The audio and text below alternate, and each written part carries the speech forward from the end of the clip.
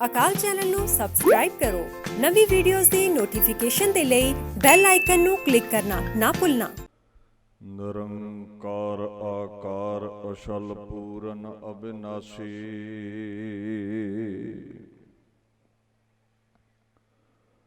ਹਰਖਵੰਤ ਆਨੰਤ ਰੂਪ ਨਿਰਮਲ ਬੇਗਾਸੀ ਗੁਣ ਗਾਵਹਿ ਬੇਅੰਤ ਅੰਤ ਇਕ ਤਿਲ ਨਾਹੀ ਪਾਸੀ ਜਾਂ ਕੋ ਹੋਏ ਕਿਰਪਾਲ ਸੋ ਜਨ ਪ੍ਰਭ ਤੁਮਹਿ ਮਿਲਾਸੀ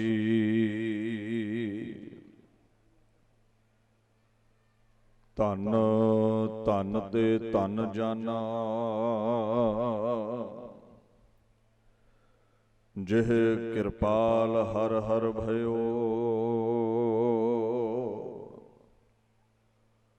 ਹਰ ਗੁਰ ਨਾਨਕ ਜਿਨ ਪਰਸਿਓ ਸੇ ਜਨਮ ਮਰਨ ਦੁਹੁ ਥੇ ਰਹਿਓ। ਚਵਰ ਛਤਰ ਤਖਤ ਦੇ ਮਾਲਕ ਸਾਹਿਬ ਸ੍ਰੀ ਗੁਰੂ ਗ੍ਰੰਥ ਸਾਹਿਬ ਜੀ ਤਿੰਨਾਂ ਦੀ ਪਵਿੱਤਰ ਹਜ਼ੂਰੀ ਵਿੱਚ ਆਪ ਸਰਬੱਤ ਸੰਗਤਾਂ ਨੇ ਸਤਿਕਾਰਯੋਗ ਸਿੰਘ ਸਾਹਿਬ ਗਿਆਨੀ ਜਸਵੰਤ ਸਿੰਘ ਜੀ ਹੁਣਾਂ ਪਾਸੋਂ ਗੁਰਮਤਿ ਵਿਚਾਰਾਂ ਸਰਵਣ ਕੀਤੀਆਂ ਨੇ। ਸ੍ਰੀ ਗੁਰੂ ਨਾਨਕ ਦੇਵ ਮਹਾਰਾਜ ਜੀ ਦੇ 550 ਸਾਲਾ ਪ੍ਰਕਾਸ਼ ਦਿਹਾੜੇ ਨੂੰ ਸਮਰਪਿਤ ਪਿੰਡ ਕੋਟ ਹਯਾਤ ਵਿਖੇ ਖਡੂਰ ਸਾਹਿਬ ਦੇ ਇਲਾਕੇ ਵਿੱਚ ਮਹਾਨ ਗੁਰਮਤਿ ਸਮਾਗਮ ਉਲੀਕੇ ਹਨ। ਆਓ ਗੁਰੂ ਨਾਨਕ ਸਾਹਿਬ ਦੀ ਅਗੰਮੀ ਵਡਿਆਈ ਦੇ ਨਾਲ ਜੁੜ ਕਰਕੇ ਆਪਣੇ ਸਮੇਂ ਨੂੰ ਜੀਵਨ ਨੂੰ ਸਫਲਾ ਕਰਨ ਦਾ ਯਤਨ ਕਰੀਏ। ਗੁਰੂ ਗ੍ਰੰਥ ਸਾਹਿਬ ਸੱਚੇ ਪਾਤਸ਼ਾਹ ਨੇ ਜ਼ਰੇ ਜ਼ਰੇ ਵਿੱਚ ਰਮੇ ਹੋਏ ਪਰਮਾਤਮਾ ਨੂੰ ਭੱਟ ਸਾਹਿਬਾਨਾਂ ਨੇ ਗੁਰੂ ਅਰਜਨ ਸਾਹਿਬ ਸੱਚੇ ਪਾਤਸ਼ਾਹ ਨੇ ਸਮੁੱਚੀ ਕਾਇਨਾਤ ਦੇ ਅੰਦਰ ਜੋਤ ਸਰੂਪ ਬਣ ਕੇ ਸਮਾਏ ਪਰਮਾਤਮਾ ਨੂੰ ਗੁਰੂ ਨਾਨਕ ਸਾਹਿਬ ਸੱਚੇ ਪਾਤਸ਼ਾਹ ਕਹਿ ਕੇ ਸੰਬੋਧਿਤ ਕੀਤਾ ਹੈ। ਗੁਰੂ ਨਾਨਕ ਕੌਣ ਨੇ? ਜੋਤ ਰੂਪ ਹਰ ਆਪ ਗੁਰੂ ਨਾਨਕ ਕਹਾਇਓ, ਜੋ ਸਭਨਾ ਦਾ ਜੋਤ ਸਰੂਪ ਹੈ, ਜੋ ਹਰ ਜ਼ਰੇ ਦੇ ਵਿੱਚ ਸਮਾਇਆ ਹੋਇਆ ਹੈ। ਉਸਨੇ ਦੁਨੀਆ ਤੇ ਆ ਕੇ ਆਪਣੇ ਆਪ ਨੂੰ ਗੁਰੂ ਨਾਨਕ ਅਖਵਾਇਆ ਹੈ। ਸੋ ਪਰਮਾਤਮਾ ਵਿੱਚ ਅਤੇ ਗੁਰੂ ਨਾਨਕ ਦੇ ਵਿੱਚ ਕੋਈ ਅੰਤਰ ਨਹੀਂ ਹੈ। ਗੁਰੂ ਅਰਜਨ ਸਾਹਿਬ ਨੇ ਜਦੋਂ ਵਡਿਆਈ ਕੀਤੀ ਗੁਰੂ ਨਾਨਕ ਸਾਹਿਬ ਦੀ, ਕਹਿੰਦੇ ਨੇ ਕਮਨ ਜੋਗ ਕੌਣ ਗਿਆਨ ਧਿਆਨ ਕਮਨ ਬਿਦ ਉਸਤਤ ਕਰੀਐ ਸਿੱਧ ਸਾਧਕ 33 ਕੋਰ ਤਿਰਕੀਮ ਨਾ ਪਰੀਐ। ਗੁਰੂ ਨਾਨਕ ਏਡਾ ਵੱਡਾ ਹੈ। ਗੁਰੂ ਨਾਨਕ ਦੇ ਨਿਰਗੁਣ ਸਰੂਪ ਪਰਮਾਤਮਾ ਏਡੇ ਵੱਡੇ ਨੇ। ਗੁਰੂ ਅਰਜਨ ਸਾਹਿਬ ਸੱਚੇ ਪਾਤਸ਼ਾਹ ਕਹਿੰਦੇ ਨੇ ਕਿਹੜਾ ਗਿਆਨ ਹੈ ਜਿਹਦੇ ਨਾਲ ਤੇਰੇ ਗੁਣਾਂ ਦਾ ਅੰਤ ਪੈ ਸਕੇ। ਉਹ ਕਿਹੜਾ ਧਿਆਨ ਹੈ ਚੌਂਕੜਾ ਲਾ ਕੇ ਬੈਠੀਏ ਤੇ ਤੂੰ ਜ਼ਿਹਨ ਵਿੱਚ ਟਿਕ ਜਾਵੇਂ। ਕਿਸ ਰਸਨਾ ਦੇ ਨਾਲ ਕਿਸ ਵਿਧੀ ਦੇ ਨਾਲ ਤੇਰੇ ਗੀਤ ਗਾਈਏ, ਤੇਰੇ ਗੁਣਾਂ ਦਾ ਕੋਈ ਅੰਤ ਨਹੀਂ ਹੈ। ਆਮ ਬੰਦਾ ਤੇ ਕੀ ਅੰਤ ਪਾ ਸਕਦਾ ਹੈ? ਕਹਿੰਦੇ ਸਿੱਧ ਸਾਧਕ 33 ਕੋਰ ਤਿਰਕੀਮ ਨਾ ਪਰੀਐ। ਸਿੱਧ ਕਹਿੰਦੇ ਨੇ ਕਰਾਮਾਤੀਆਂ ਨੂੰ, ਸਿੱਧਾਂ ਨੂੰ, ਜਿਨ੍ਹਾਂ ਦੇ ਕੋਲ ਅਜ਼ਮਤਾਂ ਨੇ, ਕਰਾਮਾਤਾਂ ਨੇ। ਜਿਵੇਂ ਬਾਣੀ ਚਾਹੁੰਦਾ ਹੈ ਅਸ਼ਟ ਸਿੱਧ ਨਵਨਿਧ ਇਹ ਕਰਮ ਪ੍ਰਾਪਤ ਜਿਸ ਨਾਮ ਦੇਹ। ਜਿਹੜੇ ਅਜ਼ਮਤੀ ਲੋਕ ਨੇ, ਕਰਾਮਾਤੀ ਲੋਕ ਨੇ, ਉਹ ਤੇਰਾ ਅੰਤ ਨਹੀਂ ਪਾ ਸਕੇ। ਅੱਗੇ ਆ 33 ਸਕੋਰ, 33 ਕਰੋੜ ਨੂੰ ਕਿਹਾ।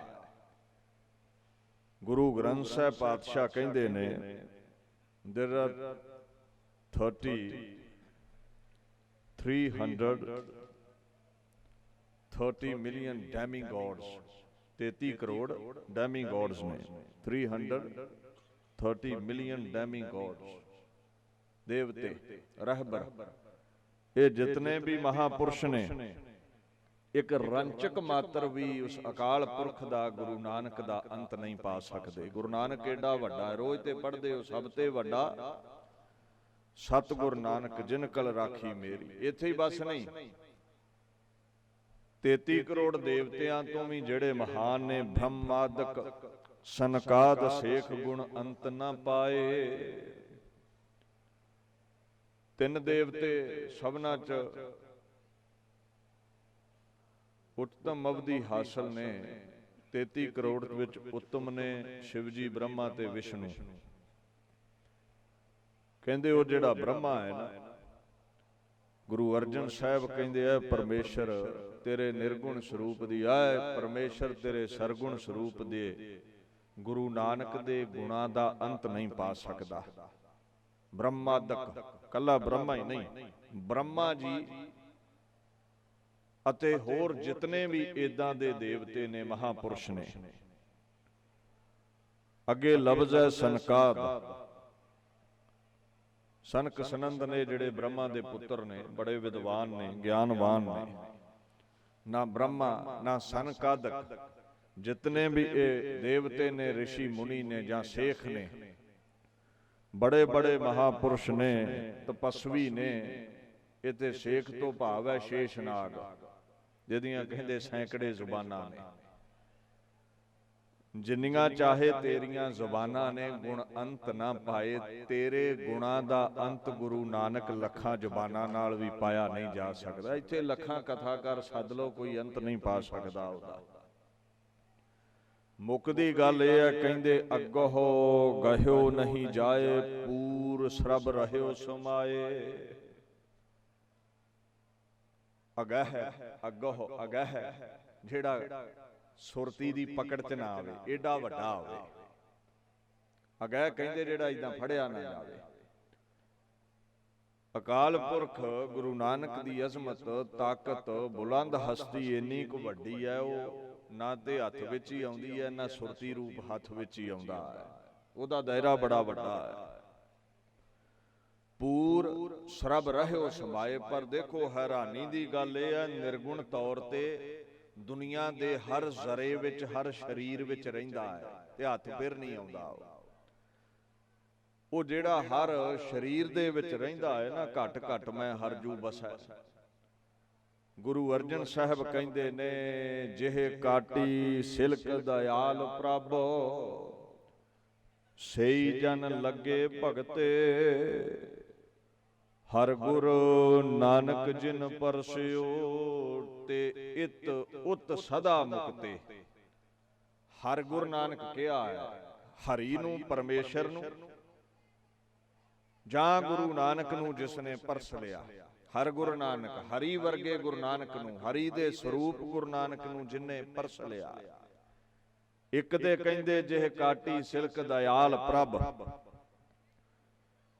ਮਾਇਆ ਦੀ ਫਾਹੀ, ਦੁੱਖਾਂ ਦੀ ਫਾਹੀ, ਵਿਕਾਰਾਂ ਦੀ ਫਾਹੀ ਉਹਦੇ ਗਲੇ ਚੋਂ ਗੁਰੂ ਨਾਨਕ ਕੱਟ ਦਵੇਗਾ, ਜਿਹੜੇ ਉਹਦੀ ਭਗਤੀ ਵਿੱਚ ਲੱਗਣਗੇ। ਜਾਂ ਉਹ ਸਮਝ ਲਓ, ਜਿਨ੍ਹਾਂ ਦੀ ਮਾਇਆ ਦੀ ਫਾਹੀ ਗੁਰੂ ਨਾਨਕ ਨੇ ਕੱਟੀ, ਉਹੀ ਭਗਤੀ ਕਰ ਸਕਦੇ ਨੇ। ਦਲਿੱਦਰ ਦੀ ਫਾਹੀ ਕੱਟੀ, ਭਗਤੀ ਕਰ ਸਕਦੇ ਨੇ। ਇੱਥੇ ਲੱਗ ਤੁਸੀਂ ਜ਼ੋਰ ਲਾਓ, ਨਿਤਨੇਮ ਕਰੋ, ਅੰਮ੍ਰਿਤ ਵੇਲੇ ਉੱਠੋ, ਕੋਈ ਉੱਠਦਾ ਭਲਾ? ਦਲਿੱਦਰ ਦੀ ਫਾਹੀ, ਮਾਇਆ ਦੀ ਫਾਹੀ ਤਕਰੀਬਨ 99% ਦੇ ਲੋਕਾਂ ਦੇ ਗਲਾਂ ਵਿੱਚ ਹੈ। ਕੋਈ ਵਿਰਲਾ ਹੀ ਹੈ ਜਿਹੜਾ ਅੰਮ੍ਰਿਤ ਵੇਲਾ ਸਾਂਭ ਲੈਂਦਾ ਹੋਵੇਗਾ। ਤੇ ਜਿਨਨੇ ਅੰਮ੍ਰਿਤ ਵੇਲਾ ਲਿਆ ਸਾਂਭ, ਜਿਨਨੇ ਚੌਂਕੜਾ ਲਾ ਲਿਆ ਗੁਰੂ ਨਾਨਕ ਦੀ ਯਾਦ ਵਿੱਚ, ਜਿਹੜਾ ਜੁੜ ਗਿਆ, ਸਹੀ ਜਨ ਲੱਗੇ ਭਗਤੇ। ਜਿਹੇ ਕਾਟੀ ਸਿਲਕ ਦਇਆਲ ਪ੍ਰਭ, ਤੇ ਜਿਹੜਾ ਫਿਰ ਗੁਰੂ ਨਾਨਕ ਦੀ, ਅਕਾਲ ਪੁਰਖ ਦੀ ਭਗਤੀ ਵਿੱਚ ਲੱਗ ਗਿਆ, ਸੇਵਾ ਵਿੱਚ ਲੱਗ ਗਿਆ। ਹਰ ਗੁਰੂ ਨਾਨਕ ਜਿਨ ਪਰਸਿਓ, ਤੇ ਇਤ ਉਤ ਸਦਾ ਮੁਕਤੇ। ਇਸ ਲੋਕ ਅੰਦਰ ਵਿਕਾਰਾਂ ਤੋਂ 84 ਦੇ ਗੇੜ ਤੋਂ ਦੁੱਖਾਂ ਤੋਂ ਉਹ ਮੁਕਤ ਹੋ ਜਾਵੇਗਾ ਤੇ ਪਰਲੋਕ ਵਿੱਚ ਵੀ ਉਹਨੂੰ ਨਰਕ ਨਹੀਂ ਭੋਗਣੇ ਪੈਣਗੇ, ਉੱਥੇ ਵੀ ਉਸ ਨੂੰ ਨਿਜਾਕਤ ਹਾਸਲ ਹੈ। ਗੁਰੂ ਨਾਨਕ ਦੀ ਪਹੁੰਚ ਦੋਹਾਂ ਲੋਕਾਂ ਤਾਈਂ ਹੈ, ਇੱਥੇ ਸਰਗੁਣ ਸਰੂਪ ਜਾਂ ਅੱਜ ਸ਼ਬਦ ਸਰੂਪ ਵਿੱਚ ਨੇ। ਵਾਹੋ ਵਾਹੋ ਬਾਣੀ ਨਿਰੰਕਾਰ ਹੈ, ਪੋਥੀ ਪਰਮੇਸ਼ਰ ਕਾ ਥਾਨ, ਤੇ ਉਸ ਪਰਲੋਕ ਦੇ ਅੰਦਰ ਉਹ ਨਿਰਗੁਣ ਸਰੂਪ ਨੇ, ਜੋਤ ਸਰੂਪ। ਇੱਥੇ ਵੀ ਰੱਖਦੇ ਨੇ ਤੇ ਉਸ ਆਲਮ ਵਿੱਚ ਪਰਲੋਕ ਵਿੱਚ ਵੀ ਰੱਖਦੇ ਨੇ। ਇਤ ਦਾ ਮਤਲਬ ਇਹ ਲੋਕ, ਉਤ ਦਾ ਮਤਲਬ ਜਿਹੜਾ ਉਹ ਲੋਕ ਹੈ। ਇੱਕ ਇੰਗਲਿਸ਼ ਦੇ ਟੀਕਾਕਾਰ ਨੇ ਕਿਹਾ ਹੈ ਵੀ you will be emancipated here and ਹੇਅਰ ਆਫਟਰ। ਇੱਥੇ ਵੀ ਮੁਕਤ ਤੇ ਪਰਲੋਕ ਵਿੱਚ ਵੀ ਤੂੰ ਨਰਕਾਂ ਤੋਂ ਮੁਕਤ ਹੋ ਜਾਵੇਂਗਾ, ਕਿਉਂਕਿ ਐਸੇ ਰਹਿਬਰ ਕੇਵਲ ਗੁਰੂ ਨਾਨਕ ਨੇ ਜਿਨ੍ਹਾਂ ਦੀ ਡਾਂਗ ਇਸ ਲੋਕ ਅੰਦਰ ਵੀ ਚੱਲਦੀ ਹੈ ਤੇ ਪਰਲੋਕ ਵਿੱਚ ਵੀ ਚੱਲਦੀ ਹੈ। ਬਾਕੀ ਇੱਥੋਂ ਤੱਕ ਹੀ ਰਹਿ ਜਾਂਦੇ ਨੇ। ਆ ਸਭ ਕਬਰਾਂ ਕੁਬਰਾਂ, ਦੇਵੀ ਦੇਵਤੇ, ਪੱਥਰ ਮੂਰਤਾਂ, ਇਹਨਾਂ ਦੀ ਹਸਤੀ ਕੇਵਲ ਇੱਥੋਂ ਤੱਕ ਹੈ। ਗੁਰੂ ਨਾਨਕ ਲੋਕ ਪਰਲੋਕ ਦੇ ਮਾਲਕ ਨੇ। ਭਾਈ ਨੰਦ ਲਾਲ ਦੇ ਫਾਰਸੀ ਦੇ ਬੋਲ ਨੇ, ਕਹਿੰਦੇ ਤੇਰਾ ਕੋਈ ਅੰਤ ਨਹੀਂ ਪਾ ਸਕਦਾ, ਤੇਰਾ ਨੂਰ, ਤੇਰੀ ਅਜ਼ਮਤ, ਤੇਰੀ ਬਰਕਤ ਗੁਰੂ ਨਾਨਕ ਦੋਹਾਂ ਲੋਕਾਂ ਦੇ ਵਿੱਚ ਪ੍ਰਚੰਡ ਹੈ। ਕਲਾਮੇ ਹਰ ਰੁਬਾ, ਧਿਆਨ ਦਿਓ, ਫਾਰਸੀ ਦੇ ਬੋਲ ਨੇ, ਕਲਾਮੇ ਹਰ ਰੁਬਾ ਵਾ ਸੁਧ ਸੇ ਕੁਦਸੀ। ਕਲਾਮੇ ਹਰ ਰੁਬਾ ਵਾ ਸੁਧ ਸੇ ਕੁਦਸੀ, ਅਜ਼ ਤੌਸੀਫਸ਼ ਕਾਸਿਰ, ਅਜ਼ ਤੌਸੀਫਸ਼ ਕਾਸਿਰ, ਵਾ ਲਿਵਾਏ ਨੂਰ ਆਮਾਇਸ਼, ਵਾ ਲਿਵਾਏ ਨੂਰ ਆਮਾਇਸ਼ ਬਰ ਹਰ ਦੋ ਆਲਮ ਨਾਸਿਰ। ਦੋ ਆਲਮ ਨੇ, ਇਹ ਲੋਕ ਹੈ, ਦੂਜਾ ਪਰਲੋਕ ਹੈ। ਇਹ ਕੀ ਜ਼ਿਕਰ ਕਰਦੇ ਨੇ ਭਾਈ ਨੰਦ ਲਾਲ ਦੋਹਾਂ ਆਲਮਾਂ ਦਾ? ਕਲਾਮੇ ਦਾ ਮਤਲਬ ਹੈ ਬਾਣੀ, ਕਲਾਮੇ ਹਰ ਰੁਬਾ, ਹਰ ਦਾ ਮਤਲਬ ਹੁੰਦਾ ਹਰ ਇੱਕ, ਹਰ ਕੋਈ। ਰੁਬਾ ਚਾਰ ਨੂੰ ਕਿਹਾ, ਚਾਰ ਕੀ ਨੇ? ਹਿੰਦੂ ਵੀਰਾਂ ਦੇ ਵੇਦ ਨੇ। ਵਾ ਸੁਦਸੀ, ਵਾ ਦਾ ਮਤਲਬ ਅਤੇ, ਚਾਰ ਵੇਦ ਅਤੇ ਸੁਦਸ ਦਾ ਮਤਲਬ ਹੁੰਦਾ ਛੇ, ਤੇ ਛੇ ਕੀ ਨੇ? ਸ਼ਾਸਤਰ। ਜਿਤਨੇ ਵੀ ਧਾਰਮਿਕ ਗ੍ਰੰਥ ਨੇ, ਕੁਦਸੀ ਲਫ਼ਜ਼ ਆਉਂਦਾ ਜਿਹੜੇ ਬੜੇ ਪਾਕ ਹੁੰਦੇ ਨੇ, ਪਵਿੱਤਰ। ਧਾਰਮਿਕ ਗ੍ਰੰਥਾਂ ਨੂੰ ਪਵਿੱਤਰ ਕਹਿ ਦਿੱਤਾ ਜਾਂਦਾ ਕਿਉਂਕਿ ਰੱਬ ਦੀ ਗੱਲ ਹੁੰਦੀ ਹੈ। ਚਾਹੇ ਉਹ ਹਿੰਦੂ ਧਰਮ ਦੇ ਨੇ, ਸਿੱਖ ਧਰਮ ਦੇ ਨੇ, ਇਸਲਾਮ ਜਗਤ ਦੇ ਨੇ, ਕੋਈ ਵੀ ਧਾਰਮਿਕ ਗ੍ਰੰਥ ਹੈ ਉਹ ਪਵਿੱਤਰ ਹੈ। ਸੁਦਸੀ ਦਾ ਮਤਲਬ ਹੈ ਛੇ, ਰੁਬਾ ਦਾ ਮਤਲਬ ਹੈ ਚਾਰ, ਤੇ ਕੁਦਸੀ ਦਾ ਮਤਲਬ ਹੈ ਪਵਿੱਤਰ। ਤੌਸੀਫਸ਼ ਕਾਸਿਰ, ਤੌਸੀਫ ਕਹਿੰਦੇ ਨੇ ਵਡਿਆਈ ਕਰਨੀ, ਤੇ ਕਾਸਿਰ ਦਾ ਮਤਲਬ ਹੁੰਦਾ ਅਸਮਰੱਥ।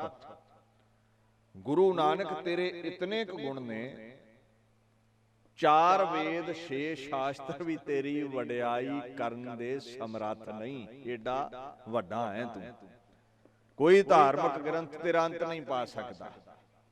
ਤੂੰ ਇੰਨੀ ਪਹੁੰਚ ਦਾ ਮਾਲਕ ਹੈ। ਮਤਲਬ ਕੀ ਹੈ? ਤੇਰੀ ਮਹਿਮਾ ਅਪਰਮ ਅਪਾਰ ਹੈ, ਕੋਈ ਪਾਰਾਵਾਰ ਨਹੀਂ ਪਾ ਸਕਦਾ। ਵਾ ਲਿਵਾਏ ਨੂਰ ਆਮਾਇਸ਼, ਵਾ ਲਿਵਾਏ ਨੂਰ ਆਮਾਇਸ਼। ਵਾ ਦਾ ਮਤਲਬ ਅਤੇ ਹੈ, ਲਿਵਾਏ ਦਾ ਮਤਲਬ ਹੁੰਦਾ ਨਿਸ਼ਾਨ ਸਾਹਿਬ, ਝੰਡਾ। ਨੂਰ ਰੌਸ਼ਨੀ ਨੂੰ ਕਹਿੰਦੇ ਨੇ, ਨੂਰ ਆਮਾਇਸ਼, ਆਮਾਇਸ਼ ਕਹਿੰਦੇ ਨੇ ਐ ਚੰਚਲ ਹੋ ਕੇ ਹਿਲਦੇ ਰਹਿਣਾ, ਉਹ ਝੰਡਾ ਹਿਲਦਾ ਰਹਿੰਦਾ ਨਾ। ਭਾਈ ਨੰਦ ਲਾਲ ਕਹਿੰਦੇ ਦੋ ਆਲਮ ਨਾਸਿਰ, ਨਾਸਿਰ ਕਹਿੰਦੇ ਮਦਦਗਾਰ, ਆਲਮ ਲੋਕ ਪਰਲੋਕ, ਦੋ ਆਲਮ। ਗੁਰੂ ਨਾਨਕ ਤੇਰੀ ਇੰਨੀ ਪਹੁੰਚ ਹੈ, ਤੂੰ ਇਸ ਆਲਮ ਦੇ ਵਿੱਚ ਵੀ ਬਾਹ ਫੜਦਾ ਹੈ ਤੇ ਪਰਲੋਕ ਵਿੱਚ ਵੀ ਮਦਦ ਦਾ ਝੰਡਾ ਤੇਰਾ ਝੁੱਲਦਾ ਹੈ। ਭਾਵ ਕਿ ਲੋਕ ਤੇ ਪਰਲੋਕ ਵਿੱਚ ਤੂੰ ਹਰ ਇੱਕ ਦਾ ਮਦਦਗਾਰ ਹੈ, ਜਿਹੜਾ ਤੇਰੇ ਝੰਡੇ ਦੀ ਛਤਰ ਛਾਇਆ ਹੇਠ ਆ ਜਾਵੇ, ਜਿਹੜਾ ਤੇਰੀ ਸ਼ਰਨ ਦੇ ਵਿੱਚ ਆ ਜਾਵੇ। ਭਾਈ ਨੰਦ ਲਾਲ ਨੇ ਸਾਫ਼ ਕਿਹਾ ਸੀ, ਕਹਿੰਦੇ ਜਿਹੜਾ ਗੁਰੂ ਗੋਬਿੰਦ ਸਿੰਘ ਹੈ ਨਾ, ਇਸ ਦੀ ਮਨਜ਼ੂਰ ਗੁਰੂ ਗੋਬਿੰਦ ਸਿੰਘ। ਬਰਦੋ ਆਲਮ ਸ਼ਾਹਾ ਗੁਰੂ ਗੋਬਿੰਦ ਸਿੰਘ। ਦੋਹਾਂ ਆਲਮਾਂ ਦਾ ਮਾਲਕ ਗੁਰੂ ਗੋਬਿੰਦ ਸਿੰਘ ਹੈ, ਗੁਰੂ ਨਾਨਕ ਹੈ। ਇੱਜ਼ਤ ਖੁਦਾ ਦੇ ਦਰ ਦੇ ਉੱਤੇ ਗੁਰੂ ਗੋਬਿੰਦ ਸਿੰਘ ਦੀ ਚੱਲਦੀ ਹੈ, ਗੁਰੂ ਨਾਨਕ ਦੀ ਚੱਲਦੀ ਹੈ। ਤਾਂ ਗੁਰੂ ਅਰਜਨ ਸਾਹਿਬ ਨੇ ਕਿਹਾ, ਤੇ ਇਤ ਉਤ ਸਦਾ ਮੁਕਤੇ ਲੋਕ ਤੇ ਪਰਲੋਕ ਵਿੱਚ ਗੁਰੂ ਨਾਨਕ ਦਾ ਸਿੱਖ ਨਿਜ਼ਾਕਤ ਹਾਸਲ ਕਰ ਲੈਂਦਾ ਹੈ। ਮੁਕਤ ਹੈ, ਗੁਰੂ ਨਾਨਕ ਦੀ ਇੰਨੀ ਪਹੁੰਚ ਹੈ। ਹਰ ਦੇਸ਼ ਵਿੱਚ, ਹਰ ਭੇਸ ਵਿੱਚ ਗੁਰੂ ਨਾਨਕ ਦੀ ਚੱਲਦੀ ਹੈ। ਇਉਂ ਸਮਝ ਲਓ, ਹਰ ਜਗ੍ਹਾ ਗੁਰੂ ਨਾਨਕ ਦੀ ਵਡਿਆਈ ਦਾ ਝੰਡਾ ਝੂਲਦਾ ਹੈ। ਪ੍ਰਗਟ ਭਈ ਸਗਲੇ ਜੁਗ ਅੰਤਰ ਗੁਰੂ ਨਾਨਕ ਕੀ ਵਡਿਆਈ। ਗੁਰੂ ਨਾਨਕ ਸਾਹਿਬ ਦੀ ਵਡਿਆਈ ਦਾ ਝੰਡਾ ਸਮੁੱਚੀ ਕਾਇਨਾਤ ਅੰਦਰ ਝੁਲ ਰਿਹਾ ਹੈ। ਜੁਗਾਂ ਜੁਗਾਂ ਤੋਂ ਉਹਦੀ ਵਡਿਆਈ ਹੈ, ਕਿਤੇ ਪਰਮੇਸ਼ਰ ਨਿਰਗੁਣ ਤੌਰ ਤੇ ਕਿਤੇ ਸਰਗੁਣ ਸਰੂਪ ਦੇ ਤੌਰ ਤੇ। ਭਾਈ ਸਾਹਿਬ ਭਾਈ ਗੁਰਦਾਸ ਨੇ ਬੜਾ ਸੁੰਦਰ ਕਿਹਾ ਹੈ। ਵੇਖੋ, ਇਸਲਾਮ ਜਗਤ ਦੇ ਮੁਹੰਮਦ ਜੀ ਰਹਿਬਰ ਨੇ, ਮੈਸੇਂਜਰ ਆਫ ਗੋਡ, ਰੱਬ ਦਾ ਸੁਨੇਹਾ ਲੈ ਕੇ ਆਏ। ਇਸਲਾਮ ਜਗਤ ਕਹਿੰਦਾ ਹੈ, ਕਦੇ ਵੇਖਿਆ ਵੀ ਕਿਸੇ ਹਿੰਦੂ ਮਤ ਦੇ ਪੈਰੋਕਾਰਾਂ ਨੇ ਸ਼੍ਰੀ ਮੁਹੰਮਦ ਜੀ ਦੀ ਵਡਿਆਈ ਕੀਤੀ ਹੋਵੇ? ਨਹੀਂ। ਕਦੇ ਤੁਸੀਂ ਵੇਖਿਆ ਹੋਵੇ ਵੀ ਸ਼੍ਰੀ ਰਾਮਚੰਦਰ, ਜੋ ਸਨਾਤਨ ਮਤ ਦੇ ਹਿੰਦੂਇਜ਼ਮ ਦੇ ਮਹਾਪੁਰਸ਼ ਨੇ, ਅਵਤਾਰ ਨੇ, ਉਹਨਾਂ ਦੀ ਵਡਿਆਈ ਕਦੇ ਇਸਲਾਮ ਜਗਤ ਨੇ ਕੀਤੀ ਹੋਵੇ? ਨਹੀਂ ਮਿਲੇਗਾ। ਕੋਈ ਕਵੀ ਨਹੀਂ ਮਿਲੇਗਾ ਤੁਹਾਨੂੰ। ਇਸਲਾਮ ਜਗਤ ਦਾ ਕੋਈ ਕਵੀ ਨਹੀਂ ਮਿਲੇਗਾ ਰਾਮਚੰਦਰ ਜੀ ਦੀ ਵਡਿਆਈ ਕਰੇ। ਰਾਮਚੰਦਰ ਜੀ ਦੇ ਸਨਾਤਨ ਮਤ ਵਿੱਚ ਕੋਈ ਕਵੀ ਨਹੀਂ ਮਿਲੇਗਾ ਮੁਹੰਮਦ ਜੀ ਦੀ ਸਿਫਤ ਕਰੇ। ਜਾਓ ਗੁਰੂ ਨਾਨਕ ਬਾਬਤ, ਅਗਰ ਤੁਸੀਂ ਕਿਸੇ ਇਸਲਾਮ ਜਗਤ ਦੇ ਮਹਾਪੁਰਸ਼ ਦੀ ਪੁਰਜ਼ੋਰ ਕਲਮ ਤੱਕੋਗੇ ਤੇ ਵਡਿਆਈ ਕਰਦਾ ਮਿਲੇਗਾ ਤੁਹਾਨੂੰ। ਤੁਸੀਂ ਹਿੰਦੂਇਜ਼ਮ ਦੇ ਕਿਸੇ ਕਵੀ ਦੀ ਕਲਮ ਵੇਖੋਗੇ ਤੇ ਗੁਰੂ ਨਾਨਕ ਦੀ ਵਡਿਆਈ ਕਰਦਾ ਮਿਲੇਗਾ ਤੁਹਾਨੂੰ। ਆ 550 ਸਾਲਾ ਇਕੱਲਾ ਸਿੱਖ ਹੀ ਥੋੜਾ ਮਨਾ ਰਹੇ ਨੇ। हिंदू की, मुसलमान की, ईसाई की, यहूदी की, ਸਮੁੱਚੀ ਦੁਨੀਆ ਦੇ ਅੰਦਰ ਸਿੱਖ ਅਤੇ ਗੈਰ ਸਿੱਖ ਗੁਰੂ ਨਾਨਕ ਸਾਹਿਬ ਦੀ ਵਡਿਆਈ ਗਾ ਰਹੇ ਨੇ। ਤੇ ਭਾਈ ਗੁਰਦਾਸ ਨੇ ਇਸ ਨੂੰ ਇਸ ਤਰ੍ਹਾਂ ਬਿਆਨ ਕੀਤਾ ਹੈ, ਕਹਿੰਦੇ ਪਹਿਲਾਂ ਵੀ ਇਸ ਤਰ੍ਹਾਂ ਸੀ, ਘਰ ਘਰ ਬਾਬਾ ਪੂਜੀਐ ਹਿੰਦੂ ਮੁਸਲਮਾਨ, ਹਿੰਦੂ ਮੁਸਲਮਾਨ ਗੁਆਈ। ਗਾਉਂਦੇ ਨੇ, ਹਿੰਦੂ ਵੀ ਗਾਉਂਦੇ ਨੇ, ਮੁਸਲਮਾਨ ਵੀ ਉਸ ਨੂੰ ਗਾਉਂਦੇ ਨੇ, ਸਾਰੇ ਹੀ ਗੁਰੂ ਨਾਨਕ ਦੀ ਜੈ ਜੈਕਾਰ ਕਰਦੇ ਨੇ। ਇਹ ਫਿਰਕੂਪੁਣਾ ਗਵਾ ਕੇ, ਜਾਤ ਪਾਤ ਵਰਣ ਵੰਡ ਧਰਮ ਦੀਆਂ ਕੰਧਾਂ ਟੱਪ ਕੇ ਗੁਰੂ ਨਾਨਕ ਦੇ ਗੀਤ ਹਰ ਮਜ਼ਹਬ ਦਾ ਬੰਦਾ ਗਾਉਂਦਾ ਹੈ। ਹਿੰਦੂ ਵੀ ਗਾਵੇਗਾ, ਮੁਸਲਮਾਨ ਵੀ ਗਾਵੇਗਾ। ਬੜਾ ਸੁੰਦਰ ਲਿਖਿਆ ਭਾਈ ਗੁਰਦਾਸ ਨੇ, ਕਹਿੰਦੇ ਛਪੇ ਨਾਹੇ ਛਪਾਇਆ, ਚੜਿਆ ਸੂਰਜ ਜਗ ਰੁਸ਼ਨਾਈ।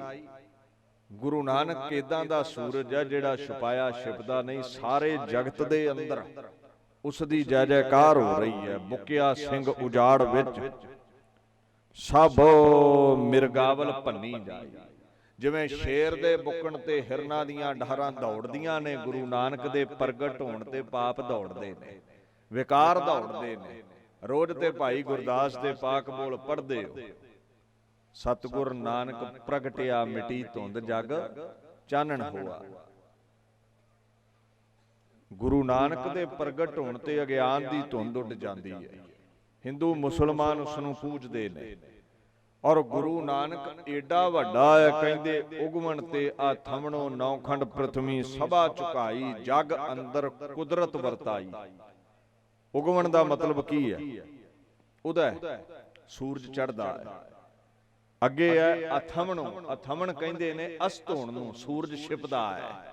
ਆਪਾਂ ਪੜ੍ਹ ਰਹੇ ਹਾਂ, ਪ੍ਰਗਟ ਭਈ ਸਗਲੇ ਜੁਗ ਅੰਤਰ ਗੁਰੂ ਨਾਨਕ ਕੀ ਵਡਿਆਈ। ਕਿੱਥੋਂ ਤੱਕ ਇਹ ਵਡਿਆਈ ਪ੍ਰਗਟ ਹੈ? ਭਾਈ ਗੁਰਦਾਸ ਕਹਿੰਦੇ ਸੂਰਜ ਜਿੱਥੋਂ ਚੜ੍ਹਦਾ ਹੈ ਤੇ ਜਿੱਥੇ ਛਿਪਦਾ ਹੈ, ਸਮੁੱਚੀ ਲੋਕਾਈ ਦੇ ਅੰਦਰ ਗੁਰੂ ਨਾਨਕ ਦੀ ਵਡਿਆਈ ਹੈ ਤੇ ਨਾਲ ਨਾਲ ਕਹਿੰਦੇ ਸੂਰਜ ਦੇ ਉਦੇ ਤੇ ਅਸਤ ਹੋਣ ਦੇ ਦਰਮਿਆਨ ਜਿੰਨੀ ਲੋਕਾਈ ਹੈ, 9 ਖੰਡ ਪ੍ਰਥਮੀ ਸਭਾ ਝੁਕਾਈ, ਗੁਰੂ ਨਾਨਕ ਦੇ ਚਰਨਾਂ ਵਿੱਚ ਸਾਰੇ ਹੀ ਝੁਕਦੇ ਨੇ। ਤਾਂ ਕਿਹਾ ਬਾਣੀ ਨੇ ਸਭ ਤੇ ਵੱਡਾ ਸਤਿਗੁਰ ਨਾਨਕ ਜਿਨ ਕਲ ਰਾਖੀ ਮੇਰੀ। ਚਾਹੇ ਉਹ ਕਿਆਬੇ ਦੀ ਜ਼ਿਆਰਤ ਕਰਨ ਵਾਲੇ ਕਾਜੀ ਨੇ, ਗੁਰੂ ਨਾਨਕ ਅੱਗੇ ਝੁਕਦੇ ਨੇ। ਚਾਹੇ ਉਹ ਹਰਦੁਆਰ ਸੂਰਜ ਨੂੰ ਪਾਣੀ ਦੇਣ ਵਾਲੇ ਪੰਡਤ ਨੇ, ਗੁਰੂ ਨਾਨਕ ਦੇ ਅੱਗੇ ਝੁਕਦੇ ਨੇ। ਕਾਰਨ ਕੀ ਹੈ? ਫਿਰ ਪੜ੍ਹਦੇ ਹੋ ਸਭ ਤੇ ਵੱਡਾ ਸਤਿਗੁਰ ਨਾਨਕ ਜਿਨ ਕਲ ਰਾਖੀ ਮੇਰੀ, ਉਗਵਣ ਤੇ ਆਥਮਣੋ 9 ਖੰਡ ਪ੍ਰਥਮੀ ਸਭਾ ਝੁਕਾਈ। ਅੱਗੇ ਲਫ਼ਜ਼ ਵਰਤਿਆ ਹੈ ਜਗ ਅੰਦਰ ਕੁਦਰਤ ਵਰਤਾਈ। ਕੁਦਰਤ ਲਫ਼ਜ਼ ਨੂੰ ਸਮਝਿਓ, ਆ ਕੱਲਾ ਰੁੱਖ ਰੱਖ ਪੈ ਆ ਜਿਹੜੇ ਉੱਗੇ ਨੇ ਇਹੋ ਹੀ ਕੁਦਰਤ ਨਹੀਂ ਹੁੰਦੀ।